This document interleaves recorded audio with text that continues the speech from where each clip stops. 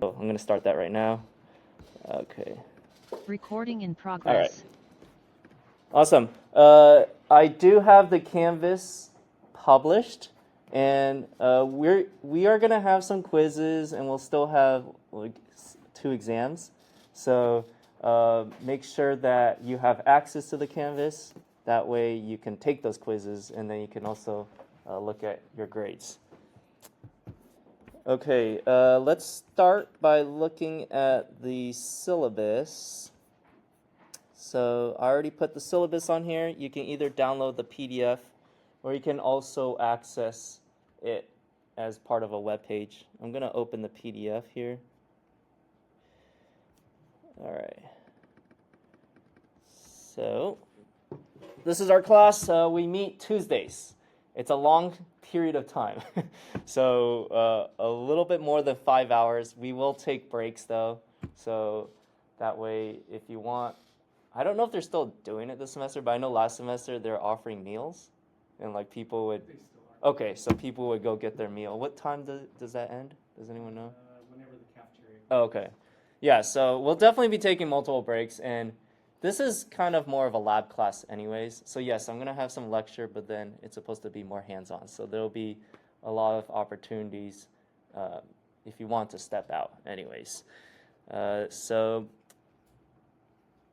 I am accessible. You can email me, or I prefer if you send me a message through Canvas though. But either way, I'll be able to respond to you. And this course is to provide you some knowledge about how to do some maintenance repair of small uncrewed aerial vehicles, also known as drones.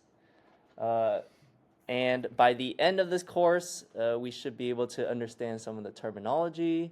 So we're talking like the components, the function of these parts, and also demonstrate that you're able to do some practical repair skills. So soldering is going to be a big one of them. We don't have a textbook, and then you don't need a computer, but if you do have a computer, it's going to help later.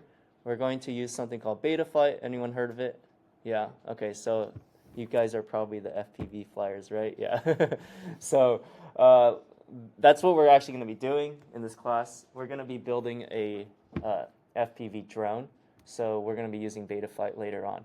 But again, we do have classroom computers. So if you don't have one, it's okay. But I always recommend you bring your own because they kind of put a lot of restrictions on those computers. You have to run like the Betaflight web version, which is fine, but still, limitations. Did you have a question? Yeah, will we get into tuning at all? That is not exactly the intention. I don't have intentions of doing any tuning because I found it takes a lot of time just getting through the normal settings. But you're welcome to play with tuning on your own if you want. Yeah. Yeah, it's intimidating, but It is intimidating, and I'll be honest, I don't completely understand how that works a lot either. I took a course on it. I'll go a little bit more background into what I did, but I did take a controls class on it, but that was like pretty difficult too. But yeah, later, yeah, if you want to do tuning, you can on your own. This is an in-person course, so we're going to be meeting here, and I am still recording. Oh wait, I said no recordings. Okay, I am recording it. I think that'll help everyone. But there's no other meetings outside of this. As for communication, you can always talk to me before, during, after class, or send me an email. This semester I'm also here on Thursdays, so it's basically the same time. We don't meet as long, but yeah, if you have a question, I'll still be here on Thursdays as well.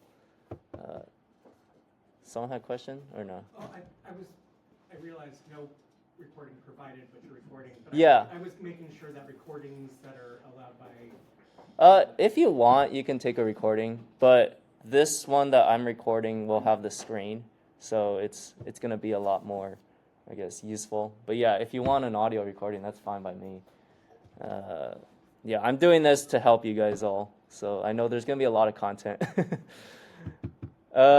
I do have a discussion board on Canvas, that is worth some points. So this first one is just an introduction, just introduce yourself. So make sure that, once again, you can access Canvas. Maybe do that today. Make sure you can access the course and you can see the discussion board.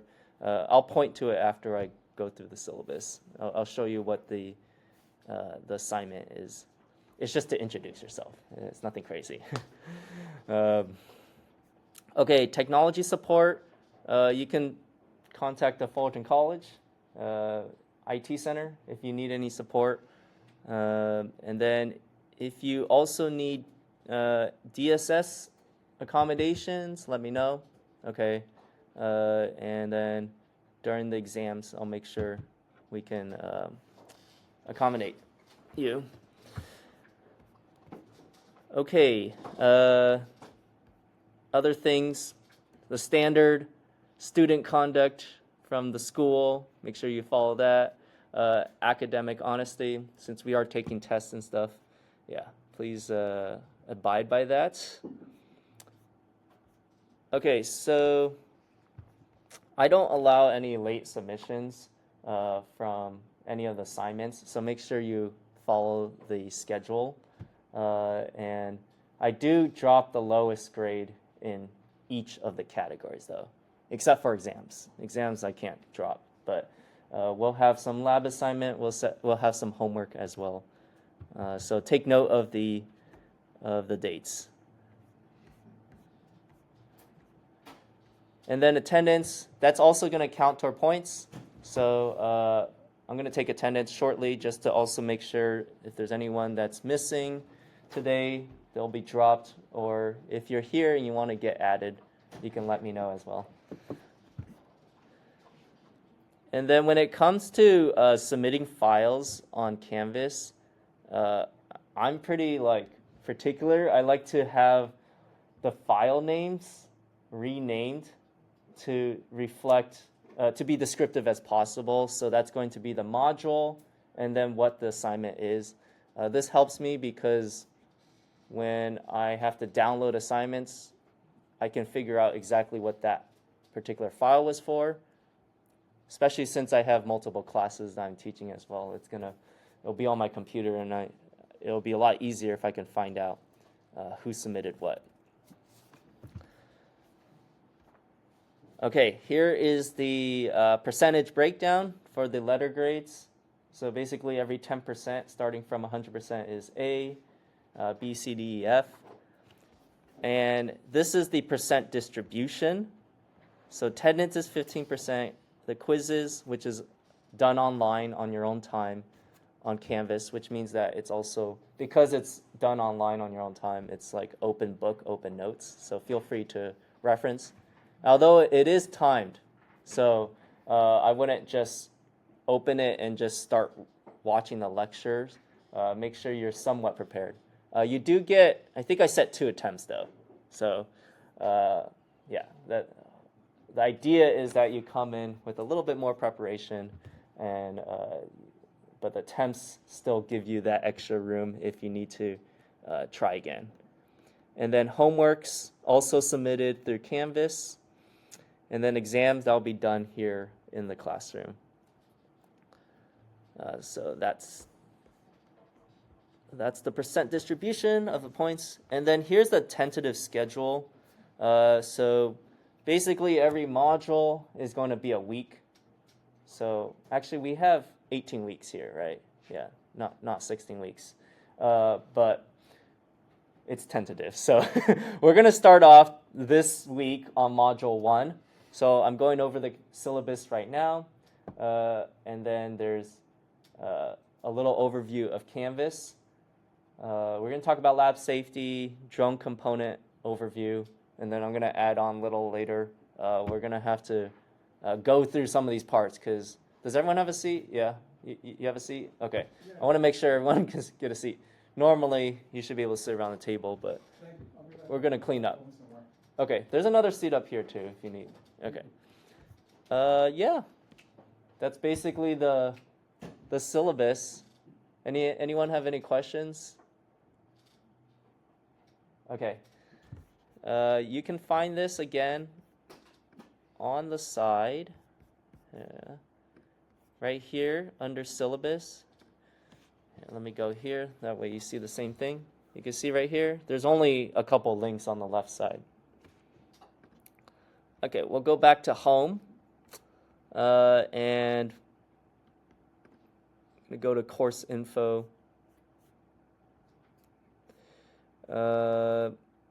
Yeah, so make sure that you do these two assignments, which I'll show you briefly now.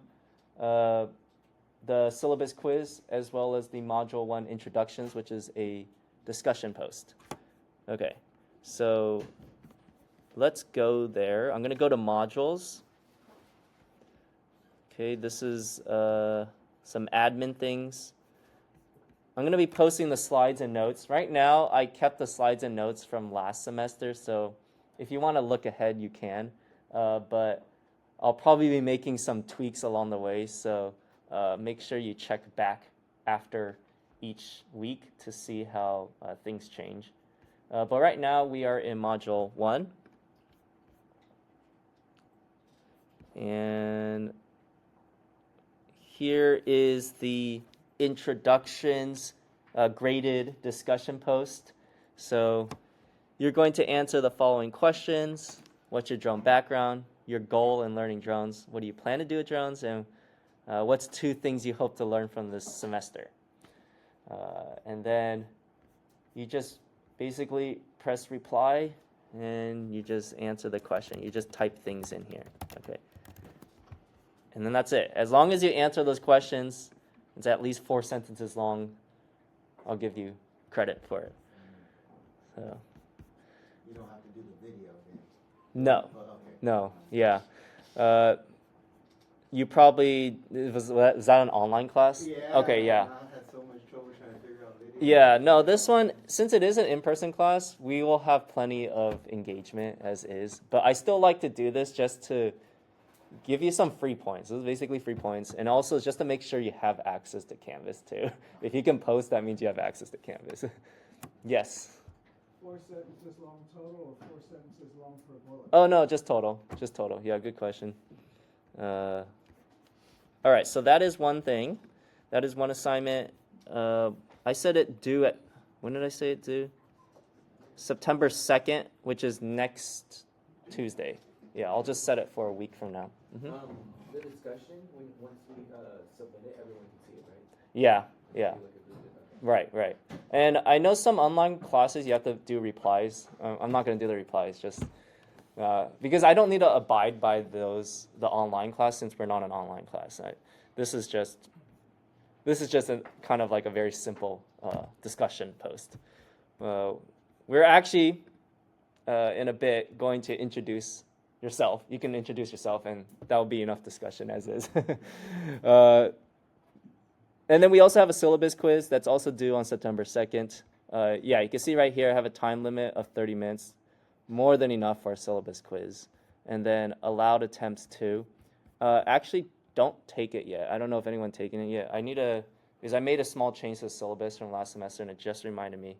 I need to make sure the syllabus quiz is reflected. So wait until, we'll take a break in probably about like an hour or so, and then I'll make the changes to the syllabus. So just wait until then. All right. Did anyone take it yet or no? Okay, good. What else? Okay. And then we'll have a homework, which is drone specs list. So this will make more sense once I go over the drone components today. But the idea is that you find a drone that has the individual parts listed. So this is typically going to be some FPV drone. And then I want you to list for the type of component what specific part they're using. Yeah, this is to get you familiar with all the different components in the drone. So I will, I'll circle back to this, and I'll show you what we can do after we go through the different components. So yeah, those are the assignments. Okay, this is last semester's recording, so I'm gonna upload it with a new one after we finish the class today. But I do have a YouTube playlist, so if you wanted to watch what the last semester was, maybe get ahead, you can watch those. They are like 4 hours long though, because of how long the class is. What's that? Your name of your YouTube? It's over here already. Here, let me just pull it up. Yeah, it's just SensorFly drones, right here. Yeah, so you can access that YouTube video on Canvas, and then from there you could just click on this. And actually, I think I put a link directly in the Canvas. But yeah, go ahead and write that down if you want. Yeah, because I made it unlisted. I intended it just for people at Fullerton College to see. So that's maybe why you won't be able to find it if you just poke around on the YouTube. But let me see if it is there. If I say lecture slides and notes. Oh no, I didn't put it there. Okay. Let me make a note here to put a link to the YouTube playlist. That way you can see all of them at once. Okay.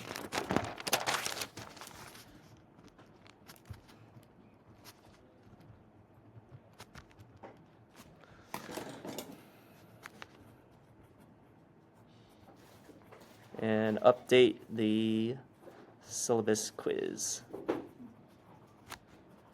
All right, cool. Okay, I'm gonna start off with introductions. So I'll introduce myself first, and then we'll go around the classroom. So my name is Han. I've been working on drones. Oops, I have to swap that. Let me see here.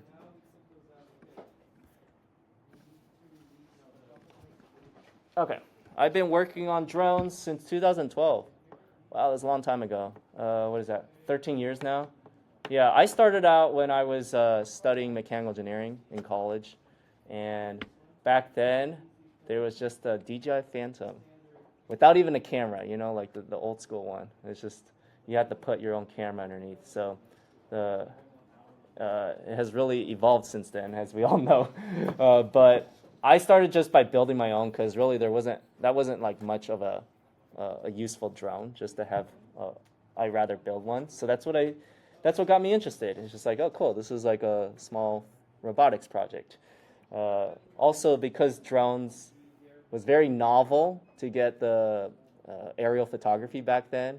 I was like, I wanted to do something like that, and it was pretty cool to show all the different drone footage that you can get. So I got my Part 107 since it came out, like in 2016. And then I've also worked in industry. I did aerospace engineering for 6 years. I was at a company called Pratt & Whitney. They make airplane engines. They make the engines for like the military planes, but also commercial planes.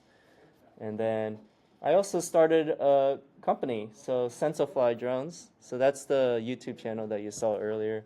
So I teach people how to fly drones, just like I'm also teaching here. So teaching is one of my passions.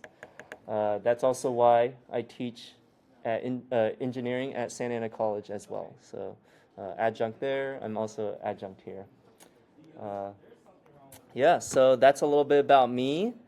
We'll go around and you can introduce yourself. And actually, I'm going to take attendance while we do that.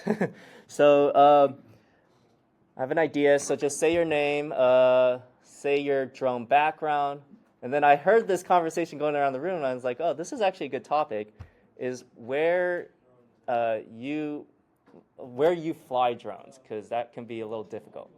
Maybe you have a secret spot you don't want to share, and that's okay. You don't have to share. But if you have a spot that you're willing to share, then yeah, please do so.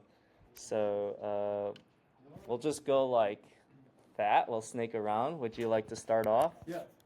Hi, my name is Graham. I'm pretty new to drones. I've used them in art a little bit, and then more recently I'm looking for a career change and to get into aerial mapping and LiDAR scanning. But I took the FPV class last semester and had a blast doing that. So it's like a career interest, but also a hobby, Okay. and keep crashing them. So I'm really excited. Like I've already swapped out some motors and just little simple stuff. And I mainly fly in my backyard. When that's too small, I find like little secluded spots around Griffith Park that aren't gonna. Oh, okay. All the way in LA. Yeah. Oh, so okay. I'm commuting out here. Oh, wow. Okay. Okay. All right. But I try to find a spot that's not going to bug anyone. Is kind of my main concern. Is Griffith okay? They haven't given you any Like issues? if you go to certain spots at certain times of day, Yeah. there's no one around. Okay. Nice. Are they okay with people getting the Hollywood sign? I wouldn't try that. No. I haven't That's done- too much. I just do like little secluded Okay. spots. Cool. Yeah, LA is actually really difficult to find a spot to fly in. I feel like. I don't Yeah, know. There are parks around, but it's like Yeah. the main issue is just staying away from other people. Yeah. That's generally it, right? Yeah. Wait, you said Graham? Yeah, I'm waitlisted. Oh, you're waitlisted. Okay, all right. Well, come to me during the break. All right. Okay. Thank you. All right. Hi, my name is Jose. Castellia? Yeah. Okay, all right. So I been interested in drones for a couple of years, but I've been trying to build my own FPV drone, but I haven't finished that, so I haven't gotten any actual hours in to Mm-hmm. fly. I'm also from LA, so Okay. I know not easy to find spots. Okay. Do you have a spot yet? You No, try to fly? I've been like doing some research. Okay. Well, maybe you two can connect. Yeah. All right. Cool. Thank you. My name is Alan. I've been, technically I've been flying I started flying Lanasite drones, I'd say like around 2016. Been working on them, or repairing them since then. So I've been, flying FPV drones for about I just hit 4 years now. Mm-hmm. I, professionally race, so that's. Oh, nice. I just race in freestyle. I've done work here and there before. I have my Part 107, but I tend to enjoy more just like building or repairing. Well, I enjoy more flying, but as far as like for work, I would rather. We're gonna have to see which ones those belong to. I enjoy flying too much to kind of like make that like work. All right, for me, so I'm trying to go to remove around those- that. Yeah, Eldo's right around the corner if you want to go fly. El Dorado. Yeah, just go to El Dorado in Long Beach. It's a small fee to get in. They have an RC field too. Just make sure you fly on the right side. They have a site for drones. What's you need a 1.5 millimeter. $8, I think. Okay. Yeah. What's the name of the park? I just call it Eldo. It's just El Dorado Recreational. It's in Long Beach. Oh, I know. It's like at the end of the 22, or like where it dumps you out into Long Beach. Yeah. Okay. I think it's a designated drone flying area, right? El Dorado. Yeah. Well, yeah. Well. Part of it, right? Yeah. There's also Apollo. You can go there too. They actually have it's been kind of run down, but they actually have a permanent track if you want to just go there and like actually try to like go through gates and stuff. If there's FPV pilots here. Oh. Other than that, they're like it's a pretty big landscape. There's guys with Lanasite GPS drones. Yeah, yeah. Apollo, what's it? That's the other thing. It's really far. It's like the valley. It's like Van Nuys. It's like Oh, it's called borderline- Apollo. Yeah, City. it's hard to see, but there's a little piece of glue It's about right both. there, Oh, yeah. and that's preventing us Like city. from putting our. Oh. Yeah. It's called Apollo. The city is called Apollo, or No, the flying field called. oh, flying field. Okay. Apollo 11. Apollo 11. Doesn't want to go in, even though it fit Cool. into the. So wait, your full time There's is a little glue in there. flying So what I'm gonna FPV do racing, is I'm gonna take this. or I thought I heard you say I'm gonna take professionally. this, needle nose part. Yeah. Well, yeah. And I'm gonna take You out do it like do it a lot. It's, Okay. All right. It's like going to the gym. You have to See right just here? keep doing it. Okay. All right. Cool. Thank you. Is it Alan V? Alan, yeah. Okay. All right. Thank the you. manufacturer put that there Alright, so they know next. it's been worked on. I'm Dominic Yeah, from Leader, So, and yeah. So, anyways, you can always see now. Look, now it fits. Now it fits. Yeah. So it's kind of annoying, but it's kind of like a deterrent. They don't want you to work on.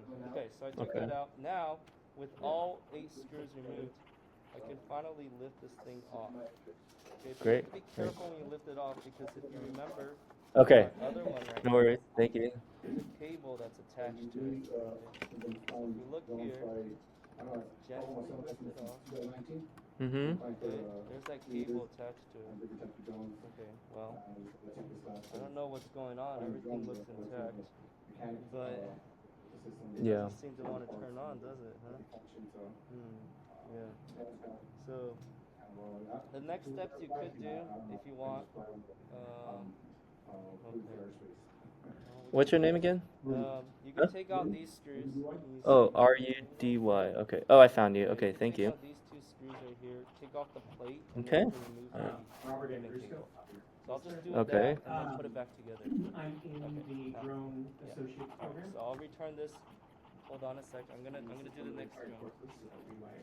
Oh, okay. This one in particular, I do have a little bit of, Oh, I used yes. to build, be involved in printed circuit board manufacturing. Oh. I've also been great for aerospace. Okay. Okay. So Flight, this research, and drone. Yeah. Now- Yeah. They make their supplier. We Yeah. I heard of them for sure. We remove these screws. Take a I look. also come from a television zoom out. background. I used to work for E. So Okay. I come Okay. from, We remove cinema these top screws. entertainment 3 background. So I've always been One, interested in drones. and then one uh, deep one. and I've Okay. been part of, So that's a total of uh, 5 per arm. And the funny thing is Jay's wrapped trailer. Now we can uh, finally compared to free the French top High cover. School Theater Fest. Those were the and saw screws the holding trailer, it in. Oh. Now I need right the before spludger COVID. tool. Oh, that should be an interesting thing, and then looked into it last year. Okay. Came, Okay. only Spludger. bought my drone in February. Yeah. Flying around my house near El Modena Park. Spudger. I'm sorry. You know, is that Spudger. bothering you? Yes. Is that an orange? That's an Okay. So Okay, I know where that is. It's right you can see Gravala that, Park. there's Is that the same area or El no? Modena Gravala, yeah, right by there. attempted. El Modena's like the. But the if hill, you uh, are a little bit more careful, you can avoid. Yeah, such is I live right over there. Generally, I'm by you San start Diego from the King College. outside, Yeah, so I went to because Elmo. it's more Yeah, so that's There are why some clips I on know the that area. So yeah, that's it's right there. in as That well. park is So it's generally not kind just of the screws, otherwise you could just pop the whole thing off. Oh, I know which one you're talking about. There's a little library there. Held on by, Okay.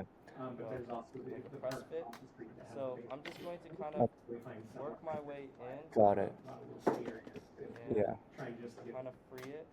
oh, Trying to a little be bit of footage careful. where you can see Don't Right. force it. freeway Just kind of work Yeah. your way around. 300 and you're like, okay, I can see what they're Right. doing here. But yeah, when we find You want to try to avoid these. again, bite career marks, change. That's when you try to force I it hate too much. using the term when it refers to drones, but for lack of a better term, the drone industry is exploding. Honestly, I could probably just Yeah. It seems like the best way to go. Cool. Yeah. Gravala Park by the basketball courts. There's like a big just dirt field. That's a great place to. Yeah. Yeah, Between that and the river trail, there's like a dirt field. Yeah, that one's a good. El Modena Park is I'm just gonna down the open road. it and then I'll Yeah, I know where that one is too. Yeah. That little lake, Yeah. just pretty area and not a lot of people. Right. Okay, I'm sorry. Right. Except for when school. See, this is where I forgot. Yeah. And good thing Yeah, I didn't use exactly. this before. There are 2 more screws holding it in. I'm doing line of sight stuff because I don't have it. Two more screws. 2 more But, screws holding it I in. mean, there's not a right lot here. of people at that park. There's one right and there. they do it along the dirt And there's path another one right there. that goes around the See, little I almost forgot. pond. Good thing I didn't use that. Would probably be a good little path. Okay. Great. Thank you, Robert. Next, The important thing. Okay, we're good now. Thank you. Eric The Kwong. Okay. important thing Mhm. is that, okay, and then connected to that on the sides. Okay. What do these things look like? Yeah, they're the optical avoidance sensors. Okay, we have another board here, another optical avoidance. Now, remember from our what is it? Our drawing here, we have. Okay. Remember, we have motors attached to what? Nice. All right. Thank you. ESC. That does end up connecting to the flight control board. Okay, so let's take a look here. We have our motors right here, right? Here's the motor wires. That's supposed to connect to ESC. Now they've been desoldered by the previous class, so Okay. you'll have the chance to resolder them on and desolder Nice. them. Okay. Yeah. So, anyways, Yeah. they're supposed to connect to the ESC. No, that's fine. So I'm where's the trying to listen. ESC? Okay, yeah. I'm taking notes too. Yeah. Right here, you see how there's three pads as well? And coincidentally, if you look, it says Yeah. WT, GY, and BK. What does that sound like? Hmm. Just watch out for me, but also the people. Right. Yeah, color the Okay. wires. What do we Well, got those here? skills are going to come in Black, handy white, and if gray. you already know how to fly FPV, Okay, because we're so building an FPV, and Looks later like if the you want other to end has test been it, disconnected as well. Let me you see kind if of have to there's know how to anything. fly it. It's not like a DJI. Okay. So But good, this good. is All your right. Thank you, ESC. Jason. But wait, Uh, look, it also has My a. name is Matthew McGowan, sensors on it. and Well, it's because got my DJI has like they designed it in college to the thing. 2019, going into So 2020. yes, Uh-huh. this Doing that ESC 2 year, is not a 6 standalone. years is free. If you built your I was own in drone, yeah, office it would all be standalone. It's like building on PC. They can't integrate As it well together. as I had a class with They don't know how you're going to end up putting this all together. information systems But and flying in the name of keeping things more compact, right behind they the designed it all in one board. virtual So reality this is goggles, an put 'em ESC, on, flew not around. just an ESC, Yeah. it's two ESC Yeah. and COVID hit, a so I sensor decided I and needed a to optical get a voice job all in now. one board. I've gotten into the Okay, solar so it's on industry both sides. instead of drone We have flying ESC because I didn't here, want too much ESC about it. there. Yeah. That only So, did, like, what, a month, if 2 months? your Yeah. if you were able to actually turn this Mhm. on and see a motor Solar, error message, and which actually I that's think pretty I much might it. have a message I'm here. over here, just like these guys doing the associate Here's program. some typical messages you might see. With solar, it taught me I like if you building were stuff, actually able to building connect stuff this with thing. electricity, and driving around, going to and from my work. I see all those Show little up, but I don't robot think it's baskets actually driving around broken here. LA, If they and all that were, stuff. Yeah. So, You wouldn't be able to just buy the vision sensor. You would have to buy the vision robots. sensor. Yeah, yeah. That's my job. So In this case. Good. I'm hoping that Let's gives see out if me Cloud tips, but City my- actually. Nice. All right. Let's Welcome. see if Cloud City actually has that. My name is James Brad. I'm kind of new to drones. What do we want then? I The coded ESC. a couple years ago, Phantom 4. maybe 2022. Okay, you see right here? Don't have a lot of experience And with look, they have computers. difference. Matter of fact, I And look think at I'm those allergic prices to if you had computers. a Software programs, they just don't. Four. So we have to take note once again. Pretty tough. Graham Orientation can of the tell you drone, I'm this not is very the good front. at it. So And we have the right and the left board. I have Okay, you can flown also like line a it few up. different If you look at the drones. images, Have so me let me 2 look on the times, left but image. nothing a lot. I don't have any This of is the left experience image. like what you guys have. Okay, I'm you from look, Oceanside. you see- so, Recording in progress. Anyways, want to go over what you can expect from this class. These are all the things that we're going to touch upon. So, yes, I know several of you have mentioned you want to get more hands-on and technical, and that's the goal of this class, is to not, we're actually not going to fly that much. It's going to be building and like really understanding the components. So, all right, so we're going to talk drone components today, go over some of the tools, mechanically assembly and disassembly. So basically in this class, we're going to build this FPV drone. We have a kit. It's right now, it's been disassembled in parts, and we're going to build it up. Wires, cables, electrical components, and soldering. Yeah. Do we get to keep what we built? No, unfortunately not. Yeah. Can we buy the kit, or do we have? You can buy your own and bring it in if you want, but like, no, these are the schools, and we reuse them every semester. Yeah, but yeah, if you want, you can buy your own FPV kit, and you can build in the class if you don't want to build this thing. That way, you can actually keep that, and you can utilize the resources, like the equipment, as well as like my knowledge to help you out. So that's an opportunity. And we're not going to start building until maybe in like later in September or October. So that gives you enough time to go online and shop.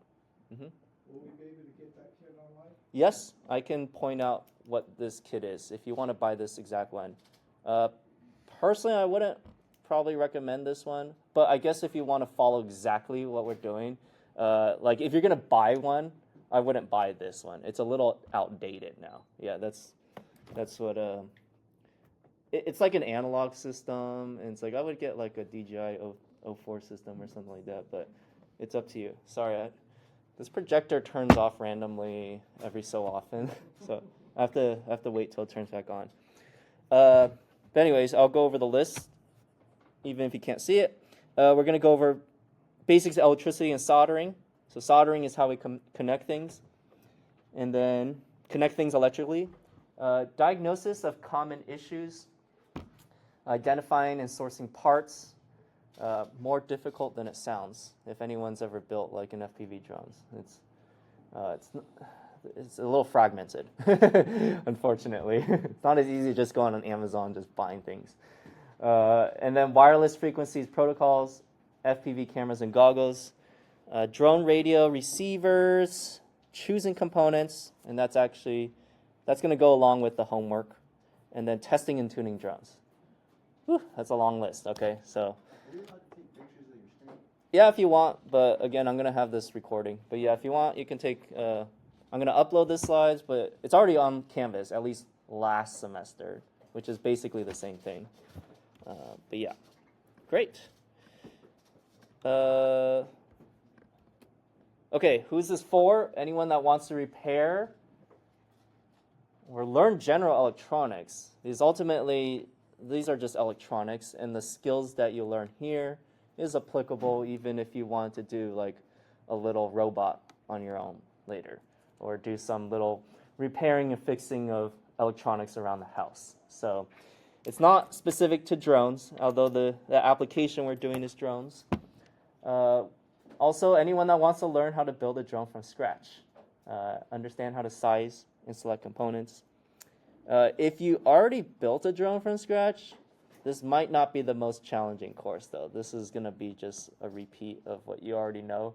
But maybe you'll still pick up something. But I just want to put it out there since this is a lot of you have not built some drone from scratch yet, right? So I'm going to go into like all the foundations.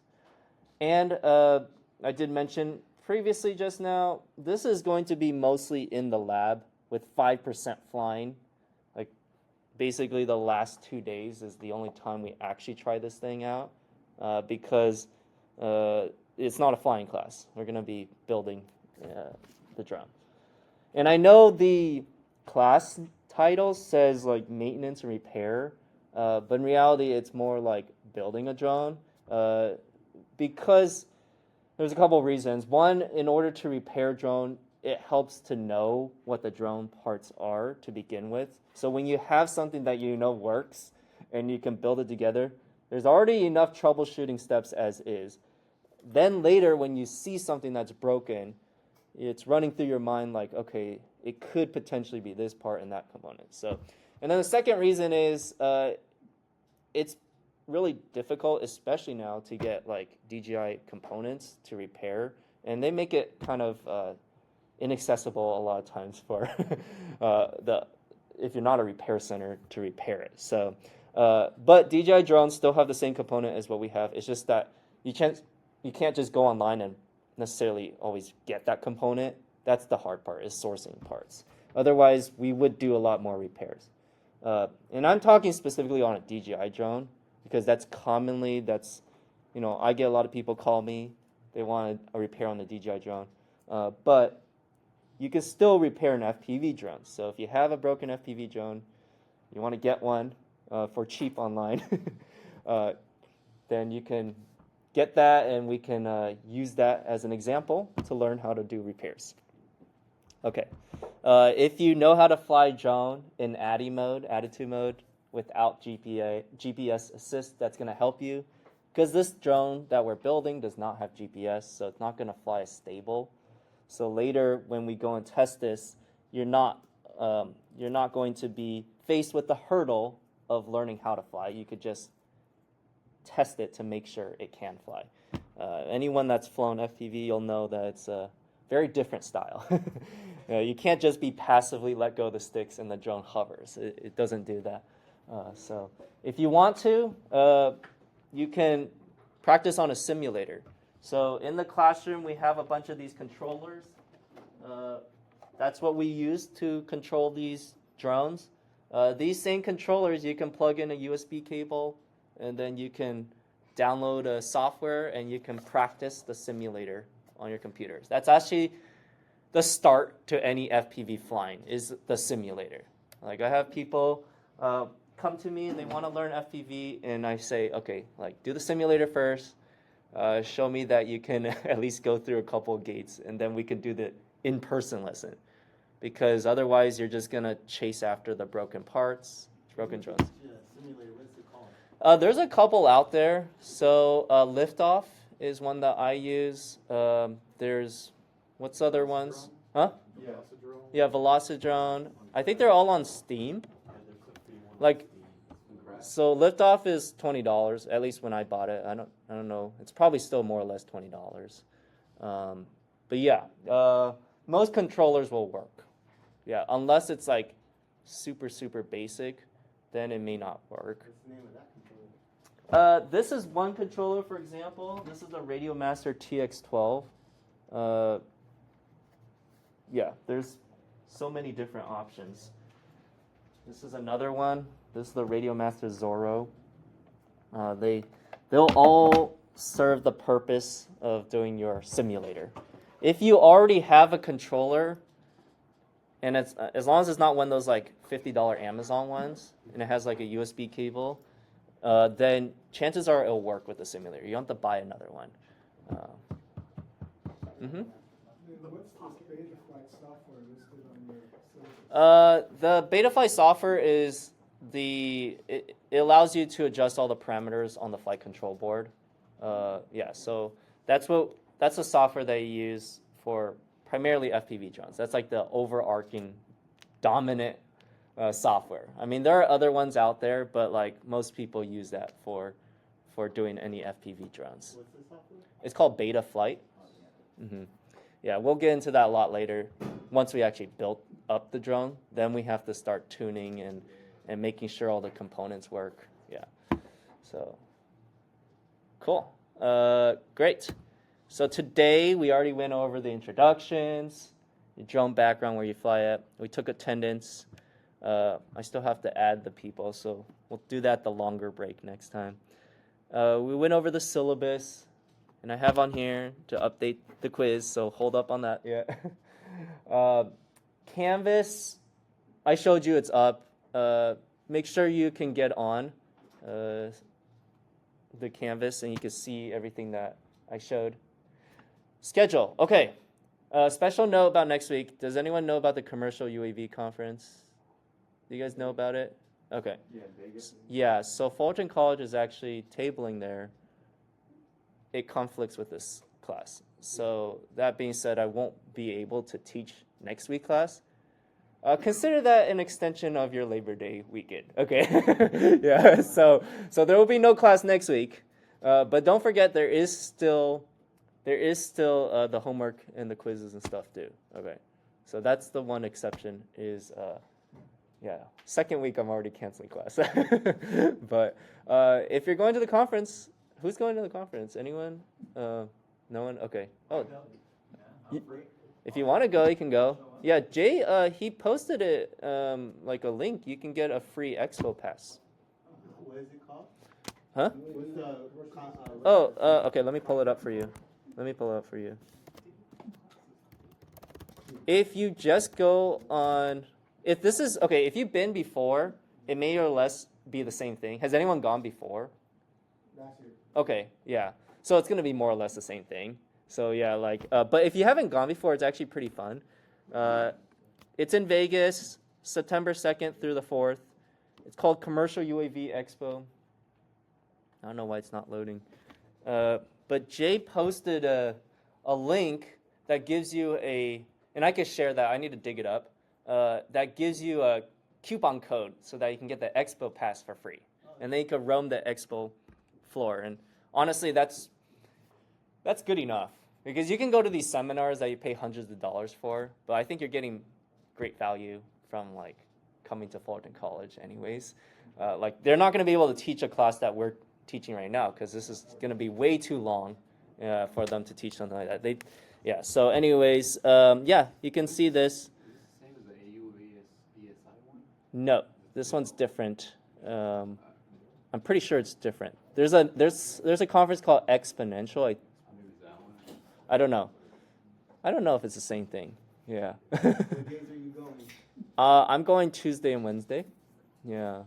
Wednesday is the main full day, I guess. Yeah. Like Tuesday, they start to open the expo hall. Let me just show you the schedule. Yeah, you can see Tuesday they open the expo hall, but not until 5:30. And then, but I'm gonna go anyways. And then Wednesday is the main thing, and then Thursday they still have it, but they close up at 3. But yeah, you could do just one day, like you fly in. They have that like 8 a.m. Spirit flight and then the 8 p.m. Spirit flight. I did that last year. I just like flew in. It's like $80 round trip or something cheap. Yeah, yeah. Now, is this, what kind of drones? These are all commercial? This is mostly commercial. So Agriculture? you're gonna see ag. Yeah. You're not really gonna see FPV. I think it's gonna be a lot of like commercial grade drones that they sell there. So like logistics, transportation? Yeah. All that upcoming. Yeah, all that stuff. There's some interesting drones I saw. There's one that I forgot what the name was, but it looked like a ceiling fan. I kid you not. It was like Yeah, I've seen okay, similar designs. yeah, it was like a 3-bladed drone, and with a central module, and it just like it's one big one big propeller in a sense. And the idea with that is it's supposed to last very long in the sky, so they're touting that to be like a surveillance drone. Like it could last like over an hour in one place. And then they have like a demonstration of the drones to see them flying. Yeah. One was they go out to a park. Yeah. And then you just see all the different types of drones that they have, from the gasoline drones to the Yeah. gas drones that they have. They go all day doing it. They just fire some drones and just see how they work, how they drive them. It's pretty good. Yeah, but it's like 15-minute drive. Right. It's in I don't know if they're doing it again this year because I don't see it on the. Yeah, I was looking on the schedule. I'm like, wait, I went to that last year. I went to that field demonstration. I don't see it. I don't know if they're doing it this year, but I did notice they added something new, which is the indoor flying section. So maybe they're, but they can't fly those same drones indoors. Yeah, so I don't know what the plan is, but. They went early morning. It was hot. Oh, I know. It was so hot. I mean, Vegas right now, this time of the year. Oh, yeah. But, yeah, I don't know. Yeah, see, these are the different other courses that you can pay extra to do. But, yeah, I can dig up that code, and then if you want to book it, Blake, the guy who was here earlier, he's going to be also tabling at the Fulton College booth. So, all right, yeah. If you're new to drones, this is a good eye-opening experience. Yeah, you can see stuff besides just like I'm sure it's just mostly DJI drones that you've seen, but it's like there's so many other applications out there. It's pretty interesting. Okay. All right. So yeah, that's what I want to know about next week. I can make an announcement too, just so it's clear in case you forget. Next week. Okay. All right. I'm gonna go over some safety as well, and then drone components, and then inventory. We have too much stuff. That's a good thing. Okay. Let me talk about soldering. Does anyone know what soldering is? Yes. What is soldering? Do you want to explain? Oh, it's the applying heat and the solder, which is like a metal or something. I actually don't know what the solder is actually made of, Mm-hmm. but it's to help connect electrical components so that way Yeah. you can send electrical charges and power up certain Yeah. aspects of the drone. Yeah, I mean, so soldering, it allows you to electrically connect things. Think of it as like the metallic glue that holds electrical components together. Yeah. So how do you do that is you have a iron, like we have it all in that table, but we can share it around later. But you have an iron that gets really hot, and then you can melt the solder, which, to answer your question, is typically made of lead and tin, or tin and lead. Specifically, we have a ratio. It's called a 60-40. It's tin to lead. Yeah, 60% tin, 40% lead. And then that's why it's important not to breathe this stuff in. We do have fume extractors as well, right here. Although it's just like a piece of foam between, so it's like it's still best. This just directs it away from you, but this is not gonna like exactly filter it out. Yeah, when we solder, we can open the door, and really we should get some like HEPA filters or something like more clean to actually filter it out. But yeah, so during those times, if you want to wear a mask to like kind of reduce your exposure, I would recommend that. But okay, let me kind of go down the list and show you the different components. To now that you have a general idea what soldering is, of course, it makes more sense once you actually see it in action. But the main component here is the soldering iron right here. So this is the iron. It's like just like a pencil. Okay. The metallic portion is gonna get hot though, so you don't want to touch it. And with any hot metal, you can't tell if it's hot or cold by looking at it. All right, so never assume that it's actually cold. Rather, first you want to see if it's off. When it's on, it'll have the lights or have the LCD screen, and it'll tell you the temperature that's on there. But even after you turn it off, it's still going to take like about 10 minutes before it cools down. So usually what you do is you have your stand. Okay, you want to keep your soldering iron in the stand at all times. That way it reduces accidental burning. All right, so you don't accidentally touch it. And then in the stand, we also have this like kind of like this steel wool thing. Okay, and that's to help when the iron is hot. You can kind of scrape off any goo that accumulates on the iron. And then we also have the sponge, which always dries out. So what you do is you just add some water into it, and then you can see if it's hot still if you touch it, and it hisses with the steam. Okay, but I know this has been cold because it's been sitting here unplugged. But yeah, that's kind of the indication. What I do to make sure this thing is actually cool is I touch it to the sponge. Okay, but the sponge is also for cleaning as well. So that's the soldering iron. And then we have our sponge steel scrubber. We have our solder itself in here. We have flux solder paste. So right here, this is the flux, and this what allows you to do is it helps keep your electrical components clean when you solder, and it also makes for a nicer joint.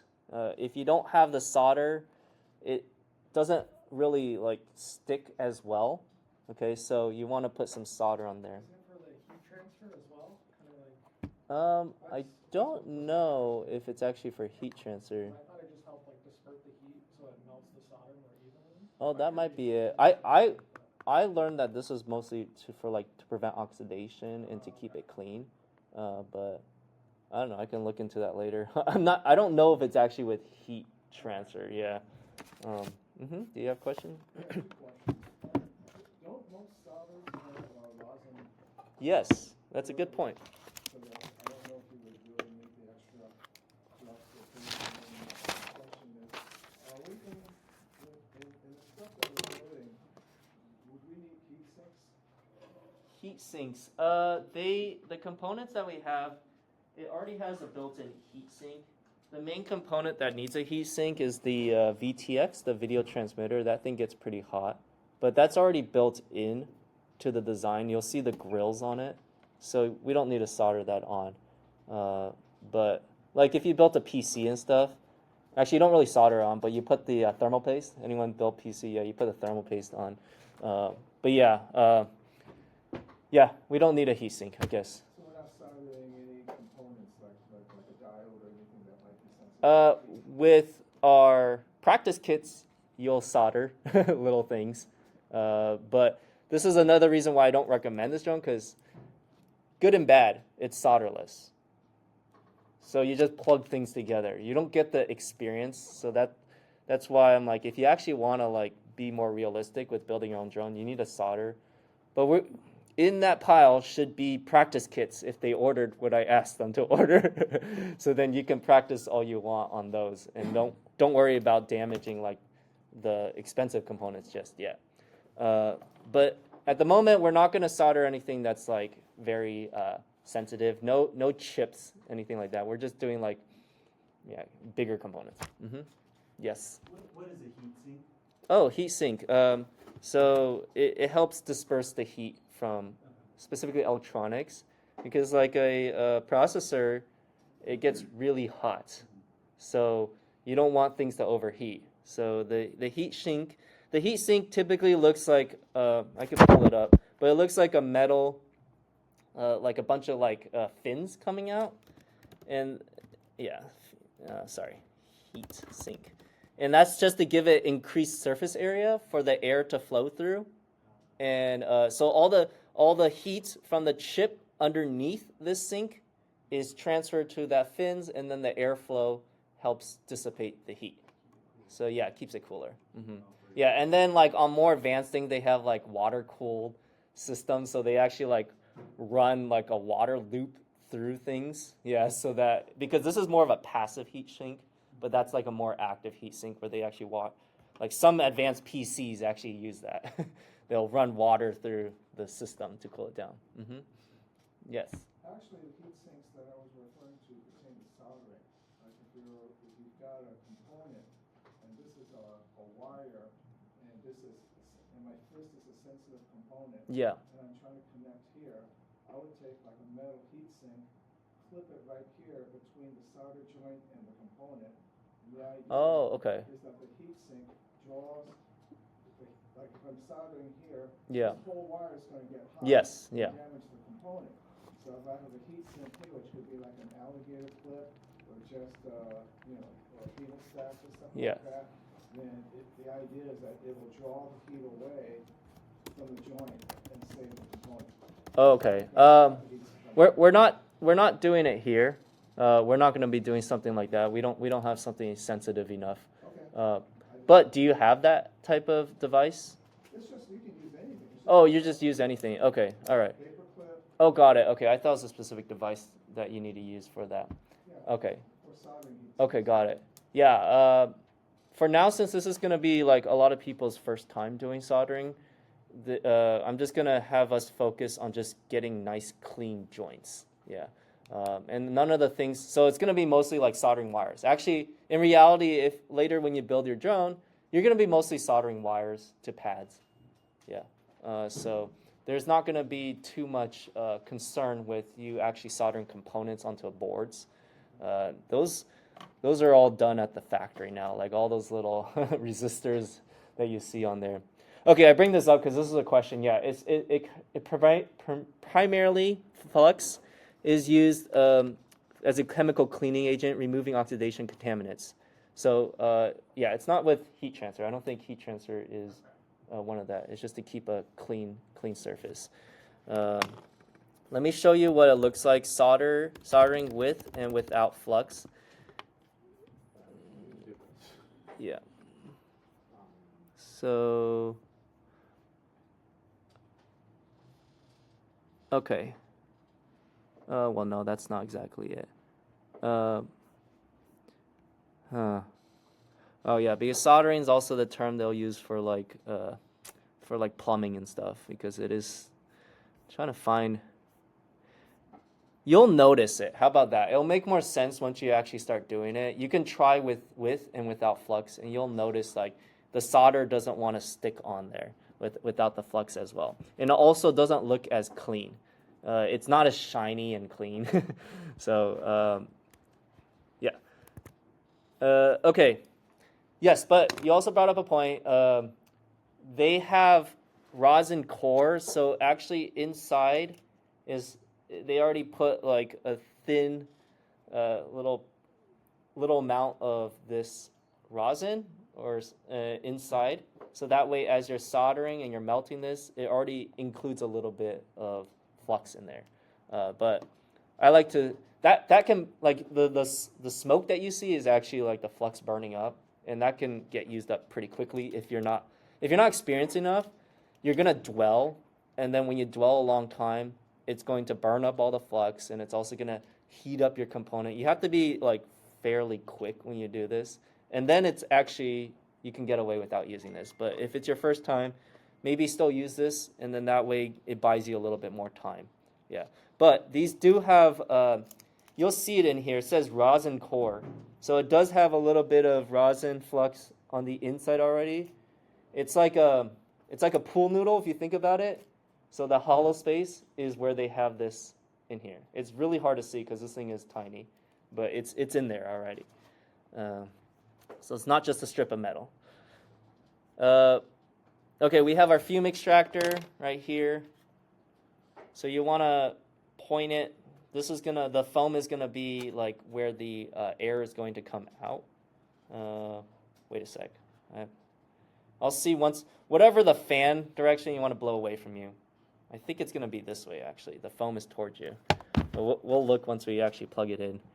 And then we have what's called a helping hand. Sometimes I use it, sometimes I don't. It's like, but it's nice when you have, like for example, I have 2 wires I'm trying to solder. So I'll clip a wire here, I'll clip another wire here, and then I'll touch them. And then that way, it's called helping hands, that way you can use your hand to feed the solder and the iron at the same time. If you didn't have this, it would be really hard to like have all those components at once. So that's what the helping hand is. And we have the little magnifying glass if you want. I also did, I saw it on the table there, I also had us get some like loupes. So magnifying glasses, that way it's a little bit more flexible than using this one because it's on your face already. You don't have to keep adjusting this thing. So I don't know yeah, exactly. Yeah, we'll see how well they work. I don't know. Like I just thought we'll try it out. I don't think you need this. I think it'll go with. Some people have harder, more difficulty seeing the small components. Yeah. If you're able to, you don't need it, but you know the components are pretty small, so sometimes it does help. I don't think I had us buy too many because it's like I don't know how well it works. You guys will tell me because this is gonna be the first class that has that. And then soldering mat. So we have these silicone mats here, and I don't know if you see any burn marks on your table yet, but that's probably because people didn't use a soldering mat. Yeah, so I mean this soldering iron, just to give you a reference, like I have it set at 700 degrees Fahrenheit, so it's pretty hot. Yeah, it can burn you, it can burn the table. So please use these silicone mats, and then also it helps keep your component there. It's not going to roll around as much. So yeah, that's the silicone mat. And then we have solder remover. There's 2 types of solder removers. So we have this like sucker plunger thing. So you preload it, and then you press this little button on the side, and then it's going to quickly suck up any solder. So that's like your eraser. So like you melt the component with the solder that's there, and then you place it right there, and you suck it up, and it's going to suck up the solder. Because otherwise, it's just going to sit there like a pool of metal, and it's like, I want to like get it away. How do you get it away? So this is one way to get it away, is you suck it out. And if it's, yes, okay, good, they did order it. And then the other one, you guys are so lucky. You know, like we didn't have all this stuff, and like I totally, So, yeah. I'm sorry, may I ask? Yeah, go ahead, yeah. What do you find yourself using more often? If you mess up, the plunger or this? This. I don't like that thing, but I'm going to show you. Yeah, I don't know. I have trouble with that more. I actually have really good luck with this. But Oh, really? so Okay. That's what I was going to say. So, Yeah. just from my personal experience, I guess it just really depends on the type of like worker you Yeah. kind of are, you know? Like, if you're really fidgety and you just kind of just want to be in and out and don't want to deal with it, I'd probably do that. Yeah. If you're more experienced, I would do this. My personal experience, I think this works better. So what this is a copper whip. Yep. And you just pretty much heat soak this, and so the trick to soldering is that the lead, it's gonna want to follow anything copper at all. So you heat soak this, and then all of the solder gets sucked on. Yeah. So you just pull it out. Yeah, I'll give it a shot again. Maybe the one I've been using is like, it never really stuck. So I was like, okay. But I'm going to try that again. And that's what. It depends how you do it. Like I said, it's really tricky. Yeah. It just depends how you. Yeah. You know, do it. Well, we have both methods because I want to show you like all the different available procedures. So that one is like a sponge. So you place it next to the puddle, the molten puddle of solder, and then you soak it up instead. So that's how you remove solder. And then we have safety glasses, which, I would recommend you wear. The risk is not so high, but sometimes solder splatters a little bit, and it's like molten metal. So if you want to be safe, we have enough safety glasses in the back for you to wear. But if anything, the biggest concern is that you burn yourself from touching this. So, yeah, please be aware. Okay, so when it comes to soldering, this image has a little too much. It's a little confusing, but you want to avoid getting any chemicals in you. So wash your hands after you solder. Don't put your face right into it. Use the fume extractor, and then be very careful of where this is. When you're not using it, always place it back in the holder. Okay. Yeah. So the rest is more techniques, which I will show with a live demo later on. But we don't have a bathroom or sink in here, so you have to go use the restroom down the hall. But yes, please wash your hands afterwards. This is not materials you want to ingest.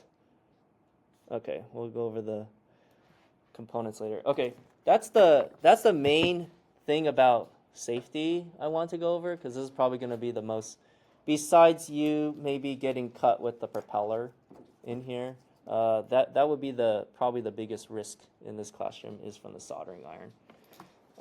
So I do have safety agreements. If you can please fill that out. Let me pull it up here.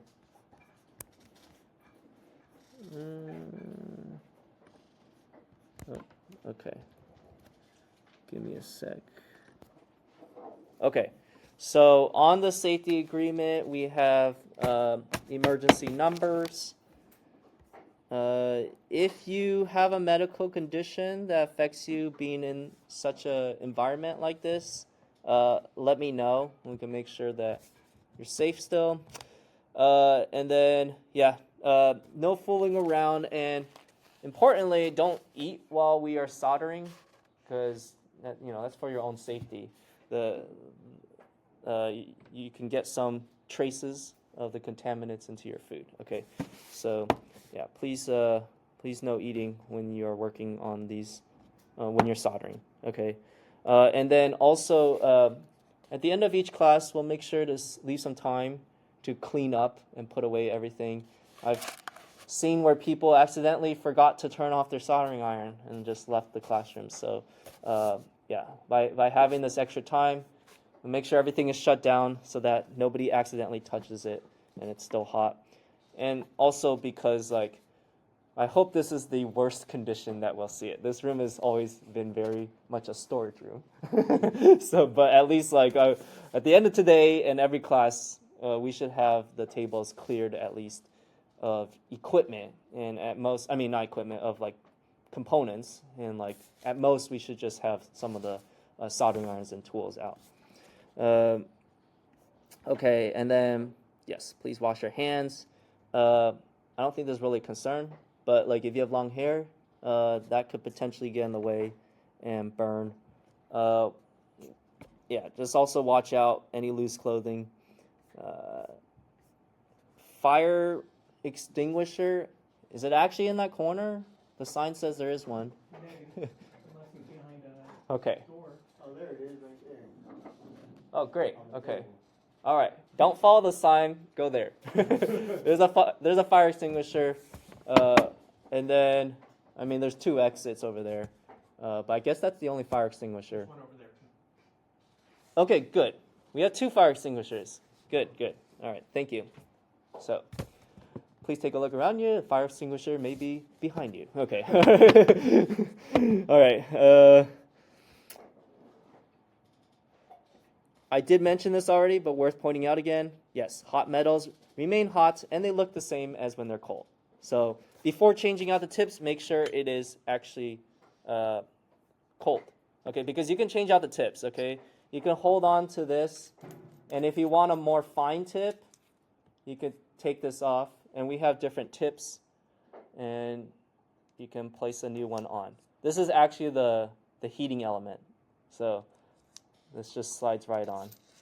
But yeah, sometimes you are working with bigger components. This tiny tip, it's just like a screwdriver, right? Like you need a bigger screwdriver for a bigger screw, so it's like same thing. You're trying to use a tiny screwdriver on a big screw, it's only going to heat a very localized spot. Okay, so that's why you sometimes need to change out the tips, but you could do that. You wait. The other method is if we have the pliers, I just usually hold the pliers here while it's hot, and then I undo it. That way I don't have to wait. But make sure you do it with the pliers. Okay. All right, so I'll just pass this around. If you can just sign it. Yeah. There we go. That should be enough.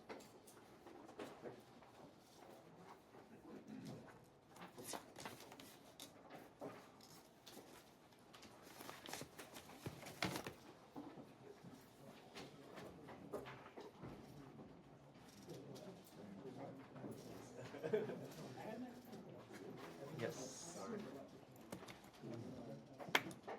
There you go.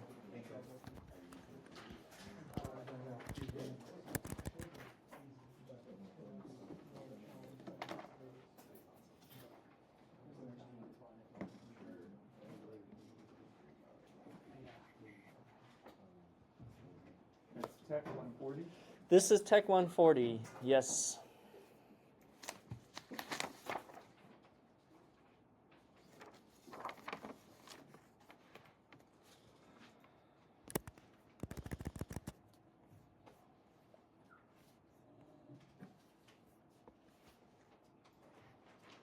Alrighty.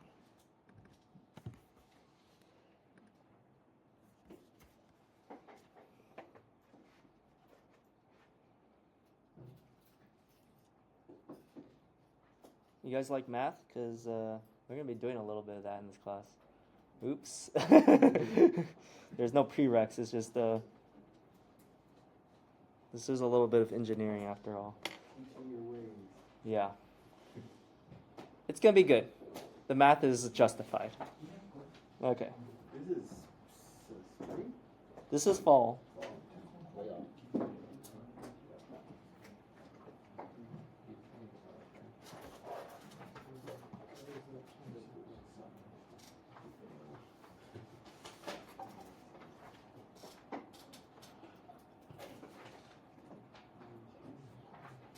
All right. And then when you're done, you can pass it all up again.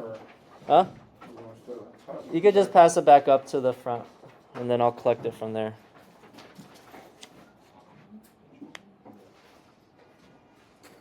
Can you see this? Okay. Yeah. Is it viewable? Can you see it? Can you read the words? Okay, I think I'll just have to zoom in a little bit. Okay. You have my pen? Where's someone else?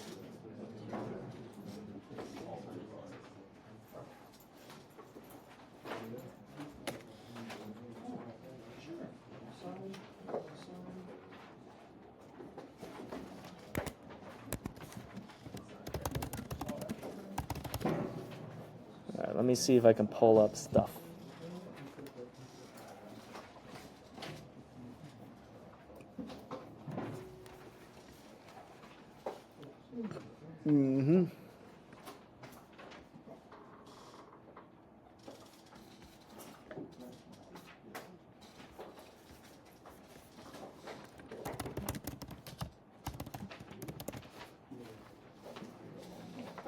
Oh, thank you.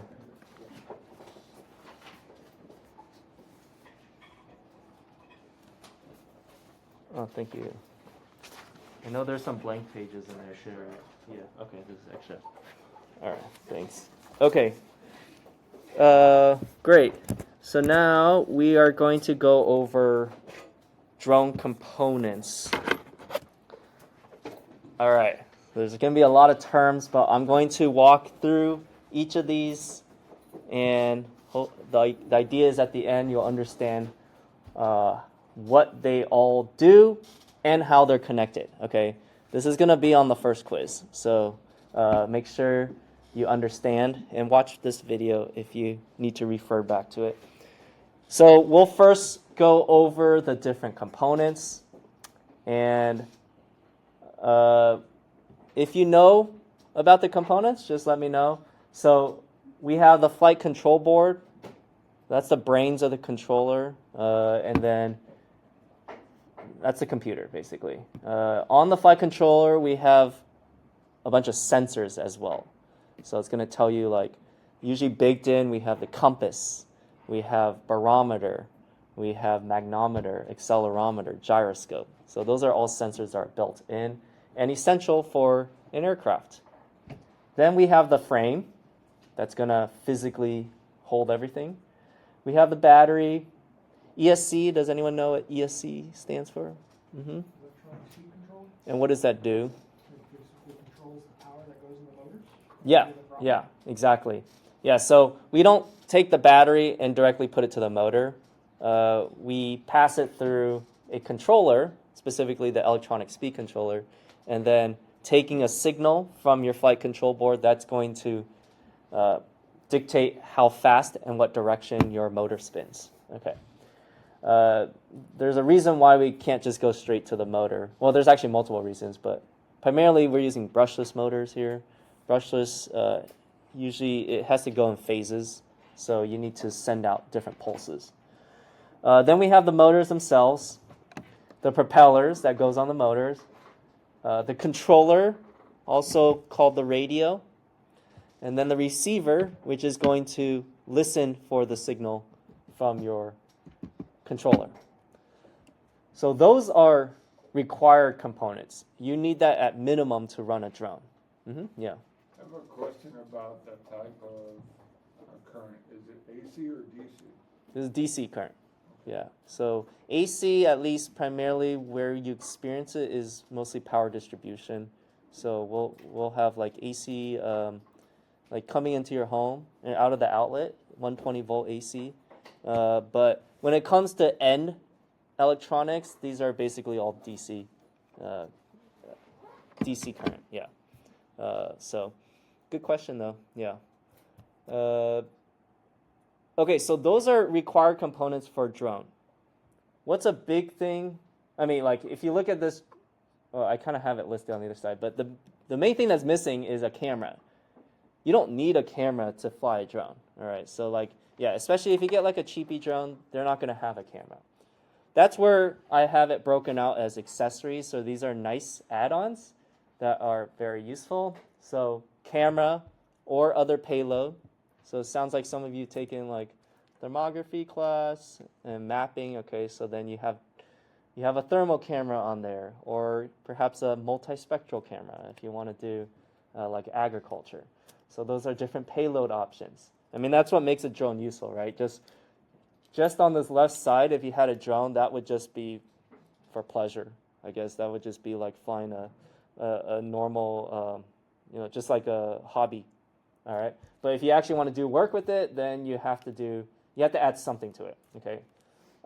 Obstacle avoidance, video transmitter. So that's what TX is the abbreviation for transmitter.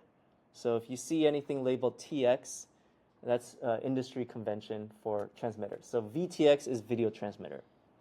On the other hand, we have receiver, which is RX. I didn't put that abbreviation there. Maybe I'll put that there.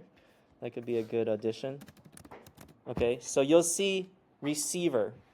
So, or just, input signal. Okay, so that's going to be RX. So anytime you see those two, TX, RX, that's what it means. Receiver is it's an input, it's listening for a signal.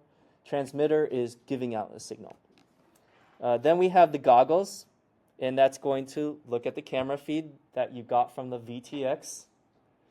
I have a goggle here. Yeah, so if you have a DJI drone, typically you don't wear a goggle, you just see the screen, right? You just look at the feed that's coming through. But there is still a receiver. It's just displaying it on a screen instead of in your face. And then we have GPS, which stands for, anyone know? Global positioning system. Yes, exactly. And how does that work? Do you know? Satellites relative positions of satellites in the sky. That's right. Yeah. So we have a constellation of satellites orbiting the Earth, and you can calculate your position by it's a time-based calculation. So you know like how long it took for like a signal to get to you, and when you have multiple GPS, then you can like triangulate your position. So if you ever started up your drone, there's a GPS count in the corner, right? I'm talking like a DJI drone, or actually most drones. They'll have like a GPS count. They have more than 3. It just helps with even more stability and accuracy when you have more than 3, because sometimes the signal comes in and out. Okay, so by having more than that, it helps make sure with certainty you know where you are. Is that what the return to home function uses? Yeah, that's what it uses. Yeah. So the return to home, when you take off, it records its location, and then if it's activated, it knows to go back to that spot on Earth. Yeah. So that's what the GPS is used for. It's for positioning, because without GPS, this drone can drift just like a boat in a current. It's stable, but it's not holding its position. So when you have GPS, without GPS, this drone in a wind is going to drift. It's level, but it's going to drift if there's wind. But GPS allows it to give it definition like, hey, you're supposed to be on this spot on Earth. So even if there's a wind, it's going to like fight it to stay that spot. So this drone does not have GPS. So that's what makes it a little bit more difficult, among other reasons, to fly. But you can add it on. That's the beauty about building your own drone. If you want, there's another port on here that you can add on a GPS. So these are modular and expandable. Unlike drones that you just buy that's pre-made, you can't just change things necessarily. So yeah, GPS is pretty important. Then remote ID, not technically functionally important, but for compliance, you should have it. And then SD card if you're going to record any camera footage. And the RTK station, anyone know what that is for mapping? Yeah. So like if you're going to do real-time kinematics, that's what that means. Okay, so if you're going to actually use the data you get to do surveying or any type of like actual measurements, you can't just rely on GPS, which has like an accuracy of like a meter or so, like a couple feet. You need like centimeter accuracy. So the RTK is going to provide that further pinpoint accuracy. Okay, so real time what? kinematics, yeah. How do you spell that? KINETIC, yes. Or that's kinetics. I just spelled kinematics. KINO Matic. All right, let me see here. Kinematic positioning, right here. Yeah. Yeah. See, it says right here it corrects for errors in the satellite navigation systems. So you still need like GPS, but this like further refines it. But you typically will need a RTK module on your drone, and then you need a ground station, or you can use like a subscription like network thing. I actually don't have too much experience working on RTK, but if anyone would like to share more about it, do you know more about it, or you smile? Okay. An okay amount of experience with it. I was just laughing because you put like just RTK station's a hell of an accessory to carry. Yeah. But I've used them for, I've worked a couple of drone light shows before. Oh yeah, right. And, that's where it's probably like the most like crucial. Yeah. And like accurate. So for anyone who doesn't know, like all of our GPS systems that we use on the day to day, it's actually not fully accurate. It's usually within I'd say within a 10 or 15 foot perimeter usually. Yeah. So the RTK systems actually help just refine the algorithm that the satellites are putting out, so it's just super pinpoint. Yeah. And that's what we had to use for the drone light shows, just because not just for the accuracy, but the drones also need a catalyst to actually, they bounce off of each other. So then they'll use the algorithms of other drones pinpointing from satellite systems to help it retriangulate if it goes off or whatever. So they're just consistently talking to each other. The fleet we had was capable of 120, which is actually, believe it or not, small. Mm-hmm. The night I was working, we only they paid for 60. We only had 60 of at a time. But their fleet was capable of 120. I've seen guys do like they're getting crazy now. Like 250 now, 400 drones. I think the It Chinese takes a while. It's like a 10,000. Yeah, I was gonna say the hundreds is considered small. Yeah. Like Yeah, it's thousands considered is small now. thousands is where it's like at now. Back in the day, maybe like a couple of years ago, 3 years Yeah. ago, like 100 drones is like, whoa, that's a lot. Like, and Yeah. now it's like the drones are Right. getting crazy. I was gonna say, yeah, Burning Man a couple years ago had like a 400 or 500 drone one. So, when you take aerial mapping and photogrammetry, you'll actually get into the RTK Yeah. stuff. Do they do that in this class? The class that they offer Yeah, here? we last semester we were going to use the RTK system, but it was very windy and it blew over and fell down and they couldn't connect the drones. So Um, you Yeah, get they're to see really it terrible with that. but yeah, they're Okay. sensitive, but you'll have multiple stations, so it's triangulating as it's moving as well. Yeah. So it's exact position. Yeah. Right. Yeah. So You can also Yeah. log into Ntrip, so it's a system, you log into the controller and it uses oh really? the system, Okay. Ntrip, I forgot what it stands for. Oh okay. So you don't have to even necessarily use control points all the time. Yeah. Interesting. Is that subscription based? Some states have it for free. Okay. You have to pay for it. Yeah. Okay. Log into it. You gotta go. All right. Thanks for sharing.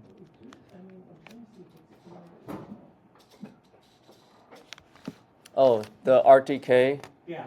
It's usually a really long case because it has a tripod That's what I was on it. looking for. Oh, yeah, that might be it over there. Is in the corner. Might be. Okay. Yeah. Yeah. Those might also just be pop-ups. I think they're pop-ups. It's in a hard case. It should be in a hard case. That's definitely not something you want to put an Well, RTK no, I in. was Yeah. thinking like a soft case over. Oh, okay, yeah. But yeah, I guess if you want to see it in action, you could take the mapping photogrammetry class. Yeah, I should take that myself. I'm kind of curious.